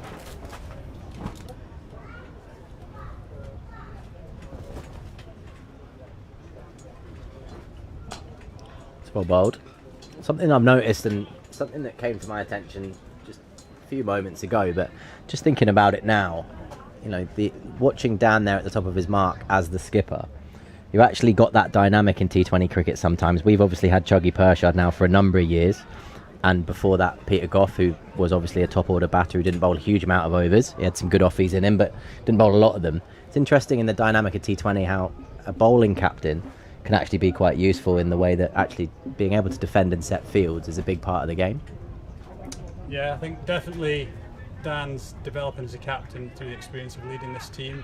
Interesting phase at the end of the semi-final when there's a partnership developing between Rhys Palmer-New at the crease and Scott Van Breeder, and how he worked his bowlers, brought mid-on and mid-off up in the circle when young Ollie Ramish came to the crease and ultimately found a way to close that game out. I think he'll be tested again here tactically. OV's got some experienced batters in the middle order and a solid start. Yeah, like you mentioned there, tactically, no one out leg side here. That is a fantastic shot over mid-off from Andy Dewhurst, who is not playing the man, he's playing the ball. Fantastic shot over mid-off. 4 wickets in the first innings for Dan Birrell. You can see from him there, he's certainly not going to give up here, but he is not at full capacity. It's been a long day, and this is the sort of thing that by getting that by winning the league phase, gets you that advantage of not having to come back again this afternoon for a double header. But they're not out of it yet. Another one. Andy Dewhurst is playing a little blinder here. That's certainly, I think OVs would be admitting that this is a bonus. We've talked about Brennan, we talked about Bisson, we talked about Giles. We didn't have Andy Dewhurst at the top of our list. He's getting some good fantasy points for anybody who's picked him. I think now after that over the 2 fours, it might be something Dan Bill's considering, how he gets through these last 2 overs of the power play and what they can do. They'll be wary about getting a situation where OVs feel on a flat wicket the run rate's under control and they can just bat through this innings. So Dan now has got some thinking to do. Charlie Brennan has well-known striking ability, but as you say, Andy Dewhurst is a bonus here, and he's looking like 23 off 12 so far. He's looking to go all the way through the innings as well, so interesting 2 overs ahead. That's a superb shot. Shot of the day in my book. If you're more of a classical cricket fan, that is a hell of an extra cover drive, and that is the danger that he poses. He's not really even tried to hit it that hard. He's leant on it, just let his hands go through the ball, which is, we talked a lot about that with a couple of the walkovers batters where they played a lot of shots similarly, but they didn't let their hands go through the ball. That follow through just wasn't there, and you can see there that ball's gone flying, almost taking out a couple of crowd members in the process. Long chase, another 4. Momentum firmly with OVs here. Head coach that we talked about before wanted 50 out the power play. Looks like they're going to get that and more. Yeah, touch of extra class there from Charlie Brennan, hitting hard along the ground between mid-off and extra cover, low risk, 4 runs along the ground. Looked like it almost ran all the way to the tennis courts down the hill. Pressure on the bowler here. I think with Charlie it's an interesting one because you've worked with him a lot, Macca. You've known him since he was very young. Oh, and that's another shot over cover. Extra power, just getting it over. It didn't quite get off the ground, but certainly not in there. What I was just going to say there is that Charlie would have been one of those that you know, throughout youth development, sometimes you get the lads who are more physically developed earlier, so therefore the power's on show, so therefore you can see that they can play, but they can bully with their physicality. Charlie would have been one of those, but it doesn't seem to have ever been a case where he's been caught up by anyone. Right the way through, all the way through to 19s, he's played some memorable knocks, then a seamless transition into the men's side. What do you think you put that down to when you look at Charlie's game and what you've worked with him on?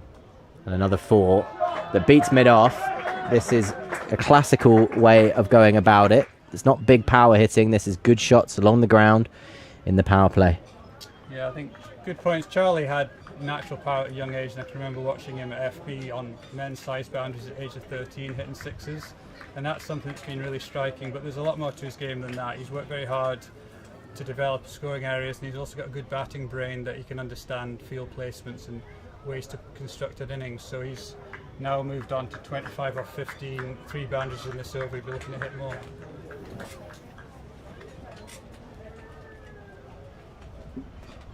Back of a length into his pads, but more runs coming. 4 fours from the over so far. Just feel here that it's a bit too much of the same. We've had 3 overs from one end, 2 overs from the other, all of the same So this is his third over, left arm spin. Just feel like, you know, there's a tactic to not let batters settle against the same pace, the same bowling. So maybe mixing it up here would have been a good option, but hindsight's a wonderful thing.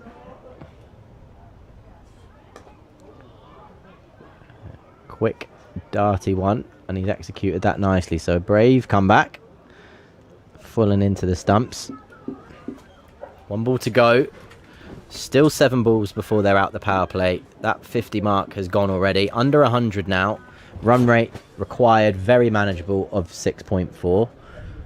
Walkovers are going to need to show some fight here. Well bowled to finish.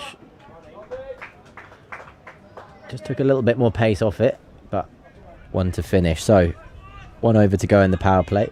55 for none. Walkovers, still a bit of energy out there. Still a lot of encouragement, trying to lift their heads. I think what they're thinking here, Macca, now. Get ourselves out the power play. Let's get some fielders on the boundary and try and control this run rate. Yeah, I think we'll also be thinking that they could really do the wicket as soon as possible. That's an obvious statement, but the longer this partnership grows, the more control he's taking this game. I know that Dan Bill put in a call during the week to Ben Ward, one of their club players who's based mainly off Ireland but a mainstay of the Jersey team, and they'd love to have Ben out there at the moment, somebody that can just break this partnership and get them back in the game. Ross Chadwick coming on to bowl at the pavilion end. He's had some mercurial performances for walkovers in the past. They need him now. Great word, that, Macca. Mercurial. Let's see how he goes. Got a bit of tap game 1, but as you say, he's certainly got experience. He's certainly got heart. He'll back himself, no doubt. And they'll want to get a quick wicket here and stem this flow of Ovi's power play runs. Looks like both men straight are out, so no room for error. He's going to have to bowl full and he's going to have to bowl straight, which he's done. Ball 1. Just going to be 1.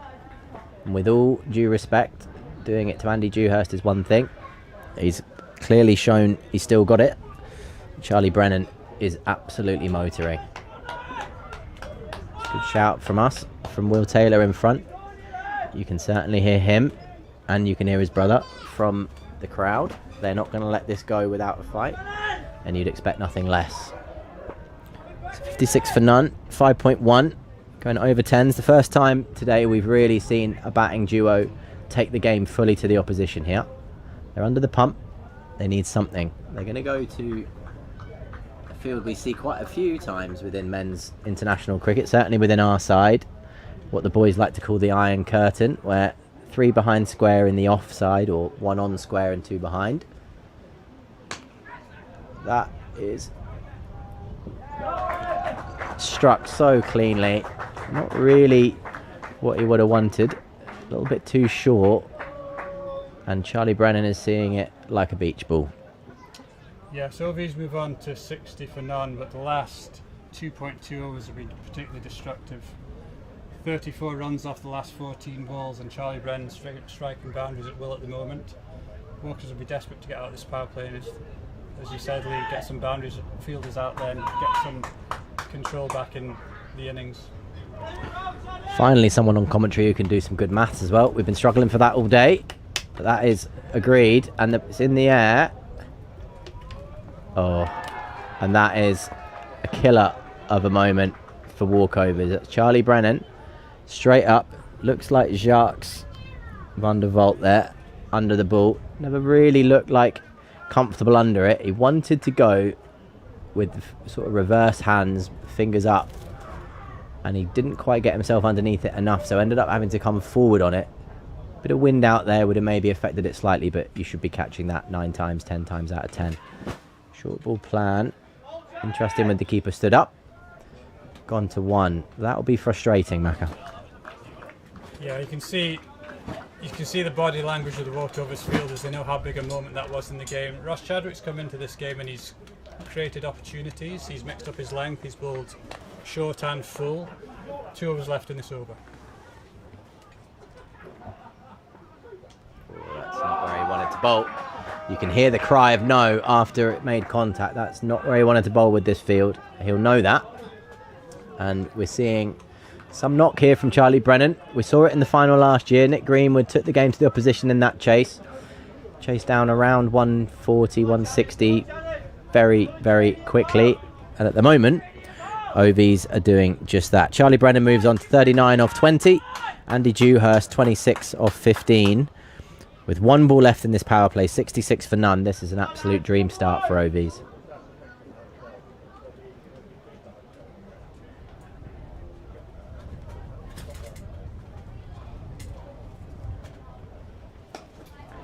A rare dot ball to see out the power play.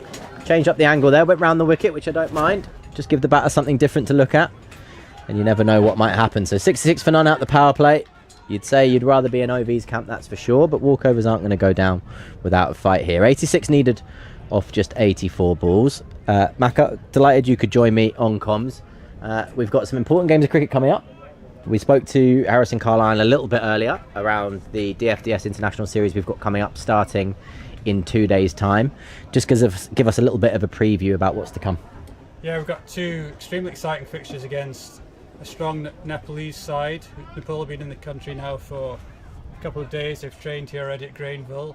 They're preparing for a League 2 series in the Netherlands starting in 10 days' time. So we'll play on Monday and Wednesday against Nepal here at Granville. Huge opportunity for our players and some great international cricket for the local support to come down and watch.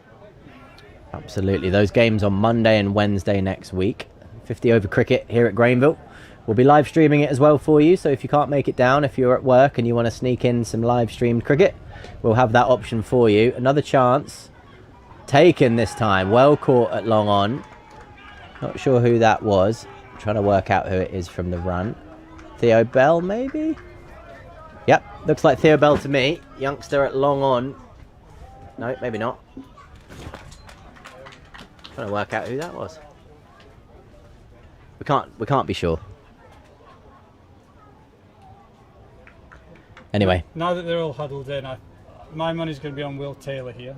Not that we're betting on this, but I think the most important thing for walkovers is that catch was held, and games of T20 cricket can turn very quickly on momentum, even though OVs are absolutely delighted to be coming out of the power play with 66 on the board.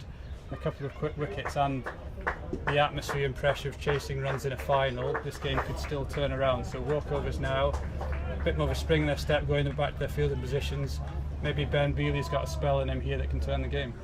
We saw it happen quickly in game 1. Farmers, although they didn't get off to a flyer like Ovies had, they certainly looked very calm, and you would have put money on Farmers coming out of the power play. But wickets, as you mentioned there, Maka, that can change the game. A couple of bang bangs here. You never know what might happen. It's a good start. We talked about experience of Andy Dewhurst. More experience just come to the crease now. Corey Bisson, who isn't a regular feature in this side anymore. He continues to play his cricket, but whenever he can. Just a bit of background. Mackie, you've worked with Porky a lot for a number of years. Yeah, he's a hard striker of the ball. He's 10 years on from a tournament in Los Angeles in 2016 when he produced one of the best tournaments of batting that any Jersey batter's ever produced. He's been out of the international scene for a while, but he's continued to play club cricket for OVs. He's a big OVs club man, and he'll be very motivated to win this trophy today. Agreed. Lots of experience out there with a younger head of Charlie Brennan. I say younger head, but he's played plenty of international cricket from a young age, so well versed. We're talking about players getting exposure at a young age, Maka. When you came over, one of the first things as your tenure you looked to do was try and transition that men's side. Not very easy to do when we rely so heavily on our youth system. We didn't have that experience ready to come in and take over from what had been. Just talk to me about sort of your thoughts on how you went about that, what you saw, and those ones who came in and eventually have had so much success for Jersey. Yeah, it's been a good project. I think that we've had, first of all, a really good team of coaches who've worked and spent countless hours with the junior players over a long period of time.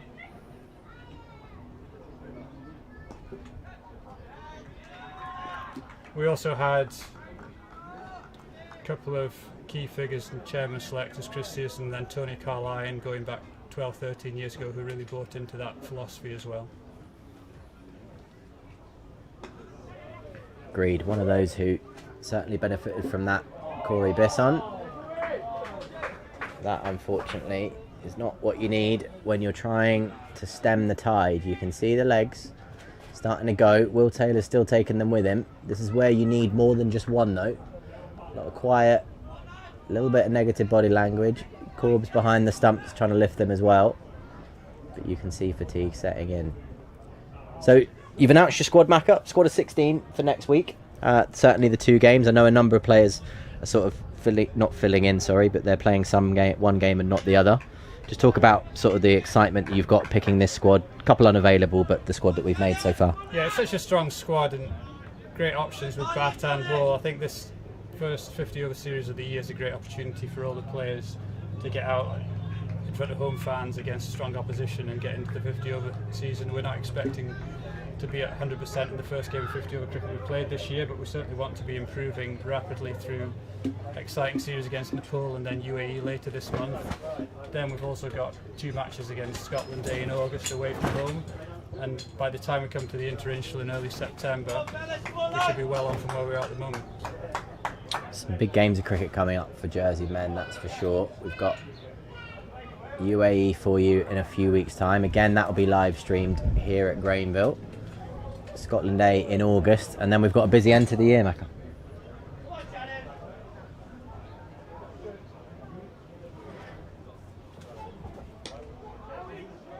Nicely played in the leg side. Could be 2. He wants it. Corey's going to turn and go.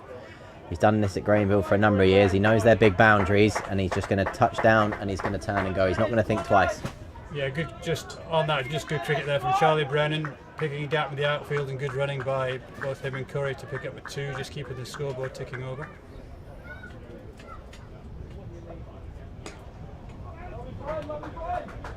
Well played. Lovely batting. Yeah, but back to your point, a huge end to the season in 50 over cricket for the Jersey men's team. There's an October tournament, which is the final round of Challenge League, and then a December tournament, which is a League 2 qualifier playoff, with the opportunity for teams to progress into the next cycle of ICC 50 over League 2 cricket, which is a big goal for this team. When we stand at the top of that Challenge League, we're looking in pretty good position to move forward. What are your hopes out of Qatar and then into later in the year? Well, I think first of all, Qatar in Challenge League in October is still a very tough tournament. We're well placed. Q8 are 3 points behind us on the league table at the moment, but all teams will be competitive going into that last round. We saw last year what home conditions can do. We've been dominant in that league for the last couple of years, but Qatar, who I believe currently sit bottom in home conditions, certainly come into it more. So there's never an easy game.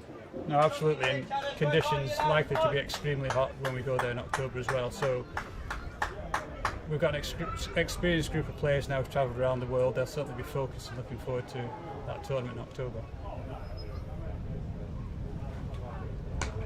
Well struck again. Bowling to his field though here. As you said, Ross Chadwick, plenty of experience, can create opportunities.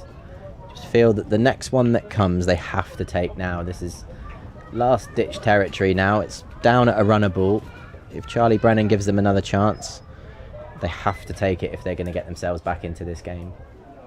It's well struck and well defended. Good fielding in there from Jacques, making up for that drop catch earlier. Yeah, great bit of fielding, extra cover. Walkovers need that every ball now, diving on anything that they can, just trying to get this breakthrough. Oh, that is not what you need in this scenario. He's gone for it and he's 4 runs. So off the bat, Corey will be happy with that. And I think Elliot Corbell will be even happier. I'm not sure I heard much from here, but anyway, it's given us 4. And OV's finished that over. What was a good over up to that with a boundary. So now dips under a runner ball required, which is always a tough sign for the fielding team. But wickets, they're not out of this yet. Certainly, I know, having worked with you for a number of years, Macca, one of the main things is you fight till the last ball. Oh, absolutely, and particularly with the runs on the board in the final, still 71 needed off 12 overs. Like you said before the previous over, a couple of wickets in the game can change quickly. Ben Bealey's picked up 1 already and he's on again. Agreed. There's an interesting field here, Macca. I can't see an extra cover, and it looks like they've got a cover in mid-off. No, they've just spotted it. Bit of mental fatigue maybe there from Dan. It's a big day to turn up. be the groundsman, be the captain in 2 games of cricket, open the bowling and bat at 5. Not many people get asked to do that, but he's doing it to the best of his ability, that's for sure. It's wicket. And the wickets in general here at Granville, Macca. Obviously you've had a little bit of break from Jersey cricket. Coming back, Granville still as good as ever.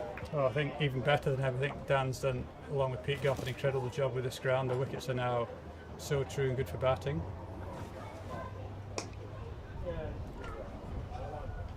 It's well fielded at long on.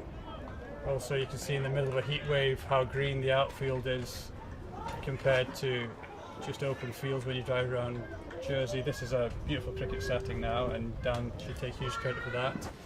However, he's here today in a playing capacity, and he'll still be fighting for the last ball for walkovers to try and get them over the line. It's well bowled, good length, well fielded, creating a potential chance. That's good cricket all round there. Another run on the board. You mentioned there about the heat wave, Macca. I think a lot of people get lulled into this idea that if it's just pure sun, it should be easy to make cricket pitches. But actually, you know, having been around it a while now and listened to Dan speak, it can be extremely... well bowled. Wrong and to the left-hander with a bag of tricks that he's got. Just managed to get one, and that's the importance, what we've seen today, where there's been too many dot balls. Even when good batters get a little bit flummoxed, they manage to find a run. But sometimes in a heat wave, it can actually make the job really difficult for the groundsman. That is a lovely gap. And that's 4 again. Beautiful timing. Just found that gap right between mid-wicket and long on. Beautiful batting again from Andy Jurst, just picking the gap between deep mid-wicket and long on. Picking up with another boundary. Yeah, going back to your heat wave, not only makes it difficult for Dan, it makes it extremely hot work. But I think when you finish a training session on Wednesday night and he's on the square at 9 o'clock putting the sprinklers on, it shows the dedication he's got to keep this ground in good condition. Completely agree. And I would put my head forward and say that there's not a harder working man that I know at the moment.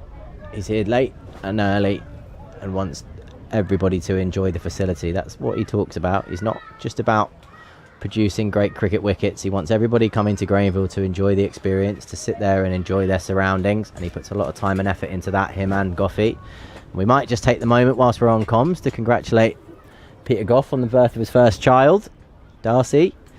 I'm sure he'll have snuck in for a bit of cricket either on his phone or on TV today at some point, maybe in between feeds and nappy changes. But congratulations, Goffey. Wish you and Olivia all the best. So, change of bowler now, Macca.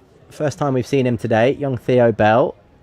One person I spoke to, Harrison, is a big fan of sort of left arm Chinaman, the sort of Brad Hoggs for those who remember that name. We haven't seen them in cricket a lot, but we're starting to see them come back to the fore a little bit. Yeah, definitely. I think if you can be effective as left-arm Chinaman, it's such an unusual type of bowling. It's something that every team would like to have. Kuldeep Yadav in the Indian team has been a brilliant exponent in recent years. Theo's an exciting prospect coming through the junior age groups. Also a talented batter as well as an emerging Chinaman bowler, so it'll be interesting how he goes about this spell. Agreed, an exciting young prospect who's just been away with Victoria College. First 11, still just 15. Nice classical left-hand batter at the top of the order for his age group. And now he bowls his left-arm Chinamans, as you can see there. Not the most usual action you've ever seen, but variety in T20 cricket can be the spice of life. So let's see if he can do something here, create something. He's got nothing to lose. This game is firmly in OV's favour, just 5.6 runs and over. And something that I enjoy, bit of show of confidence from the skipper to say we've got not much to lose now. Come on, Theo, what can you do? Well, he had a long ball yesterday bowling the Nepal batters on the square as a net bowler, and I think he started well landing on the length there first ball. So interesting how Dan's setting the field here. Can he pick up the big wicket, Charlie Brennan?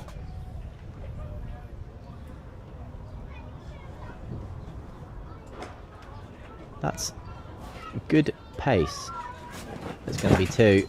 He's called it from the start as well, and that's what they've done so well. Yes, they found the boundary at will. We've seen Charlie Brennan clearing fit infielders and finding gaps. We've seen Corey do it as well, but this level of running has just gone up a notch. Yeah, you hear the call of good cricket from the OV players sitting to our left here in the commentary box, and I think the way that Charlie's worked his way to 49 off 29 balls hasn't just been destructive power, it's been boundaries well placed along the ground, it's been picking up twos off balls in good areas, and it's really been a dissection of the walkovers attack. He gave one chance, which Walkers would definitely be ruining at the moment. Agreed, and you can see that change from phases of the game, from the power play when he was finding the boundary at will, to since he's come out, he's just gone down the gear and just hit the ball hard along the ground. He's still picked up boundaries when he needs to, but he's running as hard as he can, picking up his ones and twos, so we don't lose that momentum and they don't lose that ticking over of the scoreboard. So just 57 now needed, more balls than runs to get, which is a good sign for the batting team. And I've got to say, that's well battered there. That's Charlie Brennan's 50. So 50 off just 30 balls in a chase of 150. Superb knock from the youngster. Yeah, high quality batting from Charlie. Sets him up well for 2 games this week against Nepal, batting in the middle order and 50 over cricket on this ground. But more importantly at the moment for OVs, his teammates will be willing him to keep batting, see this through and finish that out at the end of the innings. And as I said, I worked with you for a while, Macca. I know the way you like cricket to be played. I think you'll be wanting him to have a nice big not out here. That's what, once batters are in, once you're in, stay in, see the team over the line. So he's starting to do just that. Potentially that one chance he gave has just sort of switched him on even more. As we take drinks, 97 for 1. This will give walkovers an opportunity just to get themselves and gather themselves and say, let's just keep pushing till the end. Macca, whilst I've got you, wanted to have a quick chat. You did take a bit of a break from Jersey cricket over the last couple of years. For those who follow closely, you've been with the Dutch women's side. First of all, congratulations, you did a phenomenal job getting them to their first ever World Cup. What I'm really keen to hear about is that experience you had at the Women's World Cup and just what it's like at that top level of the game. Yeah, it was an incredible experience. I think with the Netherlands women's team, it's first of all been a great opportunity to learn more about women's cricket, and hopefully some of the knowledge of the last 2 years can then be passed back to our women's programme, and I know they're very ambitious to move forward in women's cricket internationally. I think the World Cup was an experience where everything is on a completely different level, even than the top associate tournaments that we've regularly gone to. A lot more media and organisation off the pitch, which just makes it a much bigger stage. Also obviously playing against some of the best players in the world, and I think for the Netherlands women's team, the first time they've ever played at a T20 World Cup, they did brilliantly to compete and have good moments in games against the very best sides in Australia. India and South Africa in particular were very tough opponents in the group the Netherlands played, and Australia ultimately deserved winners of that tournament. Completely agree. They outplayed everyone they came up against. What stood out for me, I mentioned it to you when you came back into the office, was that opening bowling lineup of Ismail and Cap for South Africa. The way that your opening batters went about that, you saw it just a few days later. They were tearing England apart at the Oval, whereas up till then the Netherlands opening batters were on top, that's for sure. Yeah, Ozan Cap's one of the best new ball exponents in women's cricket, and Ismail's got high pace in women's cricket, and 2 young Netherlands batters, Phoebe Mulkenbo and Sanya Karama, for 6 overs got past that 50 mark in the power play, none down, played some beautiful shots at the county ground in Bristol and really launched international careers in that moment. And I think that's what is so exciting about World Cup. It's a stage where anybody at any stage can stand up and put in a performance that turns heads and really promotes not just the individual player but what the country is all about, and that's something that we're so ambitious to do here in Jersey. Having had a taste of international cricket at the World Cup, certainly very keen that we get men's and women's teams pushing to get back on that stage as quickly as possible. Agreed, and your role with us is Director of Cricket, obviously the men's head coach, but you still have an oversight of all the pathway and the women's squad. We've obviously got Liam Cook in as the women's coach, his experience within the Kent pathway and as Brazil women's head coach. Just where do you think our women's cricket currently sits? Now you've been away, you've got a lot more experience of the women's game than you've ever had. You've seen it at the top level. Just give us a little bit of insight on where you think we are within the women's game and what we've potentially got to look forward to in the future. Well, I think what's exciting about women's cricket and what the Netherlands women's team has shown is that you can move forward really quickly in women's international tournaments and women's international rankings if you can get a programme in place and you can get a team that starts to progress and play attacking cricket on a consistent basis. I think our women's team is at a really good age now where they've played a fair amount of international cricket, but in real terms are really young and have lots of cricket ahead of them. I think we've also got a really exciting group of girls in the under 15 age group who could potentially come through quickly and bolster what we've already got in the senior side.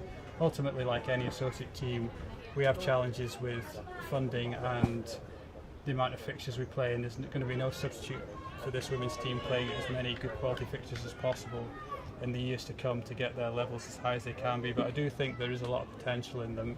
They've got an exciting trip to Switzerland to play a quadrangular tournament in 2 weeks' time. Some of the international players are down here watching this finals day today, and they're certainly very excited about that. Completely agreed. We had Captain Chloe Grecian join us for 10 overs, and Grace has jumped on twice. There's a good crop of young cricketers who are still young in years, plenty of experience coming through there as the action gets back underway here at Grainville after that drinks break. That drinks break, hoping from a walkovers point of perspective that they can just stem that momentum that was going all overs. Can they pick up a couple of quick wickets here and get themselves back into this contest? That's looks like from our angle was close to extra cover, but clearly from the angle it wasn't. If anyone's going to dive, Dan Birrell's a good exponent of that. So it starts with 2. Proactive there from Corey Bisson. He'll look to use his feet against the spinners. He won't let them settle, and he certainly wants to keep this in OV's favour. There's 10 overs to go. Oh, and he's got it in him. We've seen him take superb catches before. One that stands out was the one against Guernsey in Guernsey at cover, I think he was, diving one-handed. Fantastic goalkeeper in his day as well. So if anybody was going to take a one-handed screamer, it would have been Dan. Potentially just a touch too wide there at extra cover, but with both fielders out on his shoulder, he can sort of gamble either way. Half a chance, quarter of a chance maybe. Again, good batting. You've just seen great batting here.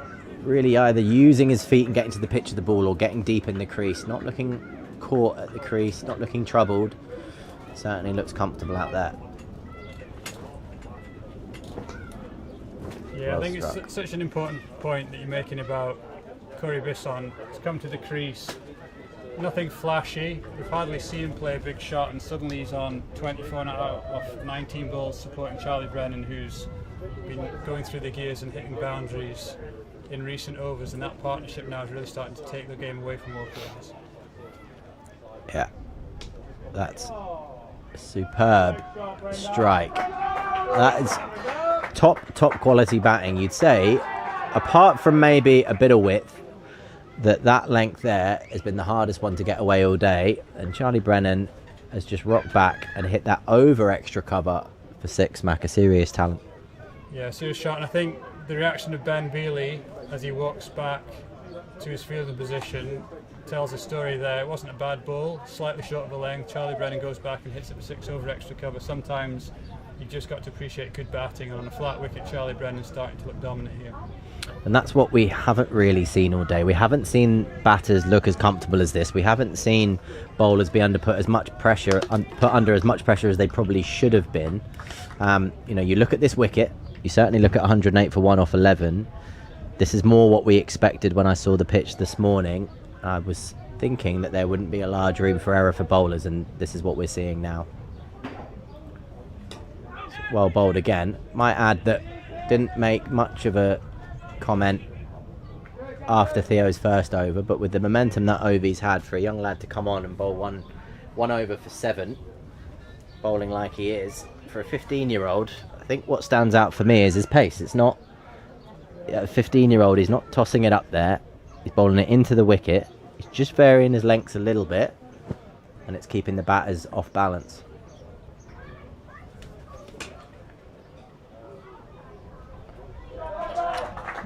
Well struck again by Charlie Brennan, over pitching there to full toss from Theo, but I think, good point Lee, he's got a lot of revolutions on the ball, he's an exciting prospect. Very much agreed there. So another boundary comes, 113 for 1 You feel now that the writing is on the wall. You feel like, once again, we've seen that advantage that winning the league gets you. Certainly the last few years that I can remember, the winners are those who get the bye to the final. So the league stage also important. 3 of the teams out of the 4, obviously SOS not here today, who have featured at finals day for a number of years now. As you mentioned before, this was a big moment for walkovers. Getting to finals day was a big step for them. It hadn't been for a while. Getting through this final, if they'd have got over the line, that would have been over expectations, I would have imagined. But they're still fighting them. They've certainly done themselves proud. And I think with where we're at in the game, and you can see the bowling figures here, there's no one who's been given any respite. Everybody up between 8 and 11. And any time they've wrestled any sort of momentum back with a wicket or a few dot balls, it's been taken away again from Charlie Brennan. Yeah, good point. I think bar one chance that Charlie gave, OVs have been ruthless in this run chase so far. No ball has been allowed to settle. You can see ex-Jersey player, chairman of selectors, Tony Carline on the far side of the ground packing up his seat. He thinks this game is pretty much done. It's not that far yet. No game's ever finished until you get over the line, but OV is certainly very strongly placed at the moment.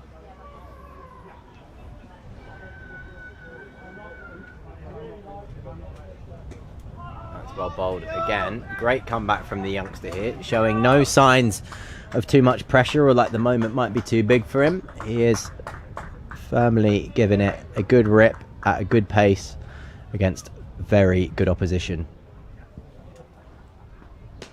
It's well struck, hard, well attacked from Will Taylor, who almost, by his body language, looked relieved that it went in his hands, because if he hadn't got that and worn that to the chest, that would have hurt. He's striking the ball beautifully here on a very quick outfield. Sun's still shining.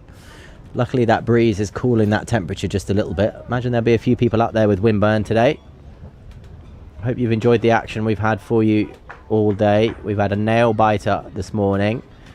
We've had a low scoring thriller, and then here we're being treated to some superb international level batting. Yeah, definitely. The first game was a low scoring thriller, and I think the walkovers crowd helped me get over the line.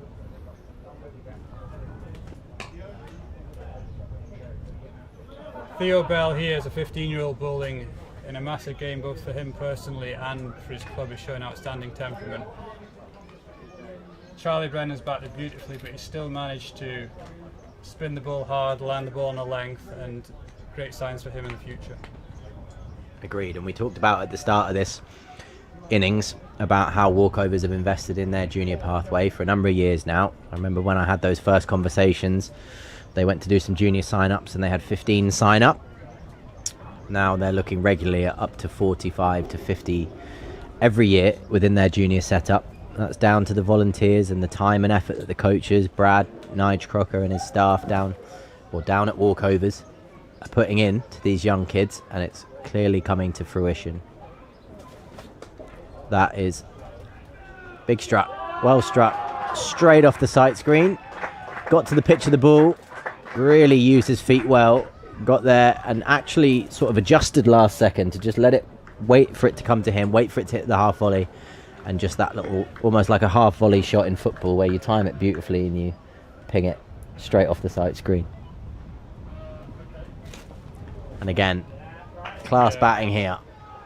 Yeah, both those deliveries made a nice stand off Charlie Brennan's back, particularly the first one that went for straight 6. In the 17th over of the walkovers innings, Dan Birrell took 4 sixes and an over off Sam Dewhurst. This has the potential to be something similar here. Charlie Brennan's well set on 72 off 37. He's looking to hit more boundaries. It's a good comeback and a rare misfield from the skipper, who you don't see that very often, but pressure is telling here, and when the momentum starts to swing in one way, it really can just keep pushing. So another boundary, 6-4-4. They're not waiting around. We've seen some similarities to last year's finals day. We've seen a good game, a close game, game 1, and then last year we saw Nick Greenwood treat us to 90 off just not many, and now we're seeing another Jersey international batter coming to the fore here. 77 now off 39. Corey Bisson, 26 off 21, has played a fantastic supporting role, and realistically, just what you need to build in a partnership.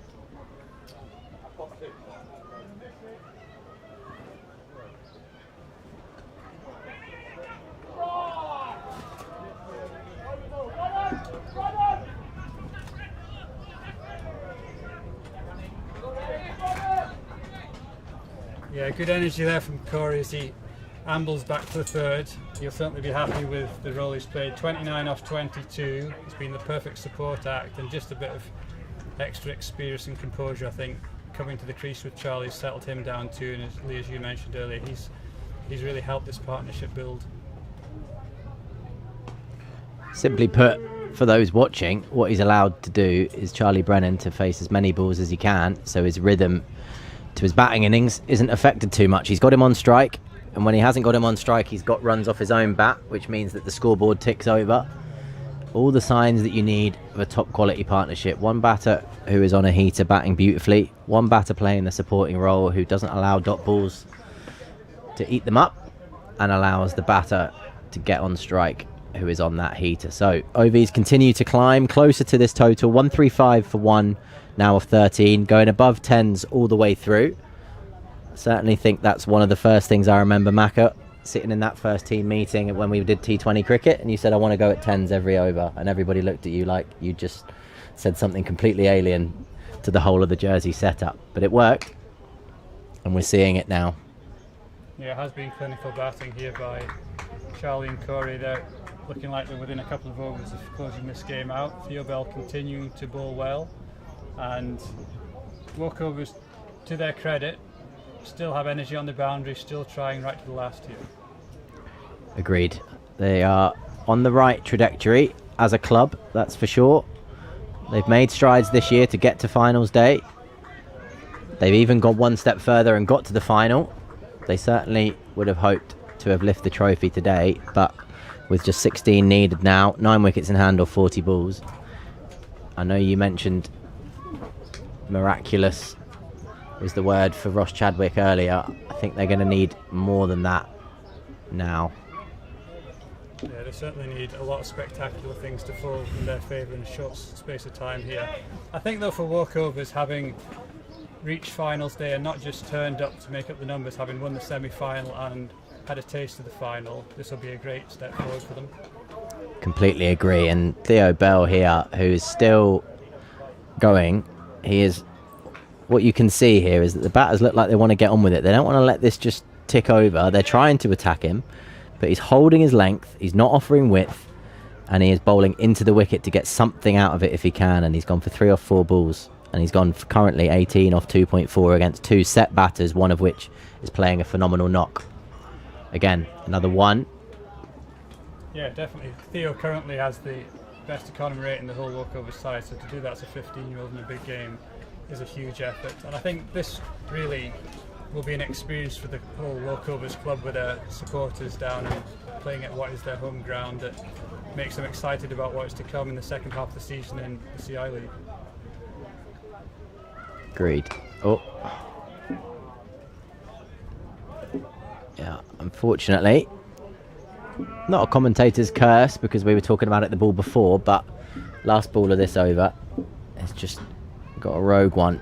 Young spinners, can happen. Above waist height, gone for a no ball. Charlie Brennan seems very frustrated with that didn't go into the tennis courts, or it might be that he hasn't got the free hit, but Corey Bisson himself has got it, who gets it again for 1. Some boos from the walkovers fan, but all in jest. And a great finish again from Theo Bell there. No boundaries in that over, which is never easy to do when the score looks like it does. Just 10 needed now. 6 overs to go. Certainly we're talking about there. For those who don't really follow local cricket, walkovers for a number of years have struggled to find victories in the Premier League level of cricket. They know that they've come a long way with maybe players who have turned up every week knowing that realistically they're not going to be favourites to win. They've not won a lot of games over the last 4 or 5 years, but you'd certainly say now that that effort that they're putting in at their club is changing the dynamic of how the league has looked. Absolutely. It's been It's been a good day for Walkovers Cricket Club, and there'll be plenty more to come with the juniors they've got in their pathway. I think though for OVs, on the brink of winning this T20 title, they came through the league phase as the top ranked side, only having to play in the final, and they've really put on a show here, particularly with the bat, and dominated this game, so they'll be looking to close out the game in this next over.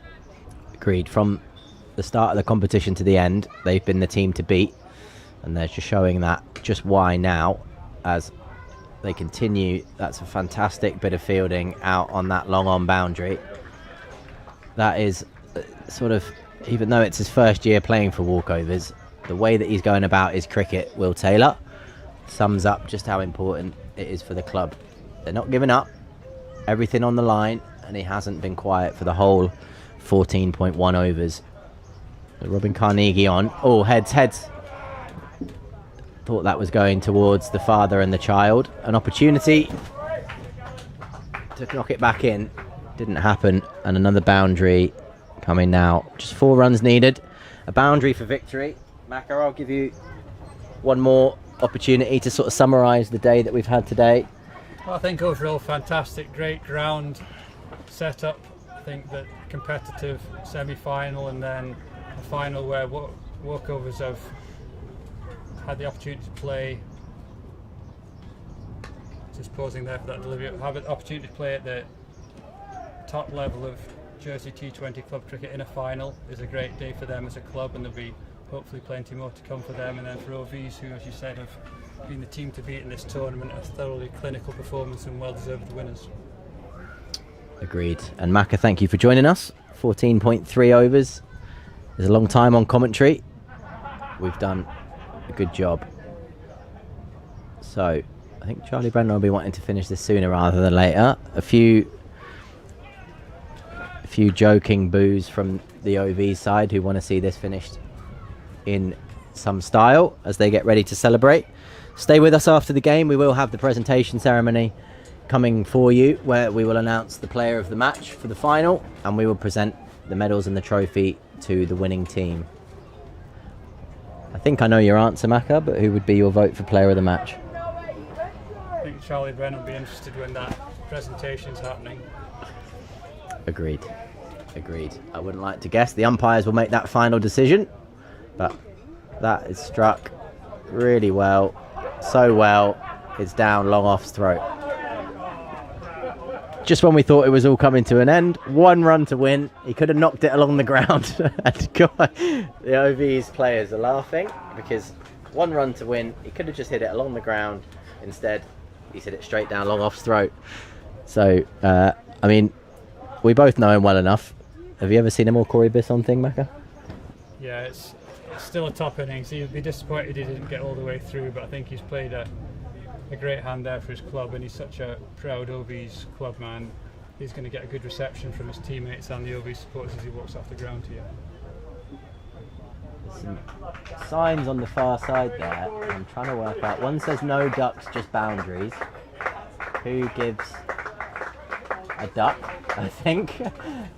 I'm not sure who that is holding up the...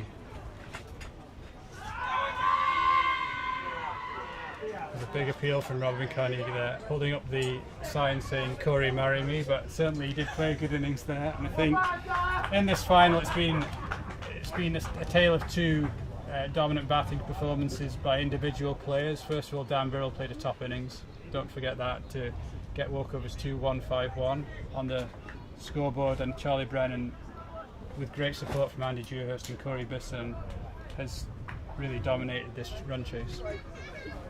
Agreed. Just 1 run needed now. Another over to go. Young Theo Bell gets at least 1 more ball. Charlie Brennan on strike. And a dot ball. It's well bowled. Again, more boos coming from the crowd. More in jest than anything else. Just ceremonial now, as Charlie Brennan deservedly wants to finish with a red inker. Oh, and just as he went one out there, he's not going to give a wide. Let's finish it with a run off the bat. So, a fantastic day. We've been treated to some brilliant facilities. A big thank you to all the team at 3CI Sport who continue to work with us closely to produce this fantastic coverage that we get of both And that is the game. So Charlie Brennan will finish 86 not out of just 47 balls.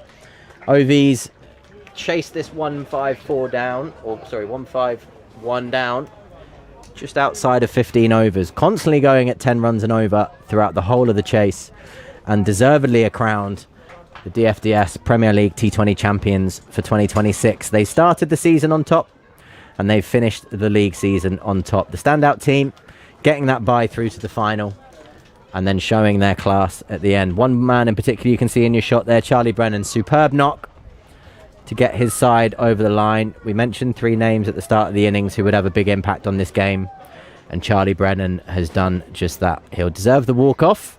He'll deserve the round of applause he gets. As I mentioned, stick with us. We've got the presentation ceremony to come, where we'll award the player of the match and the medals and the trophy to OVs. Maka, thank you for your input and your time. Thanks, Lee. Much appreciated. And thank you everyone who's been on the stream today, following the games wherever you might be from.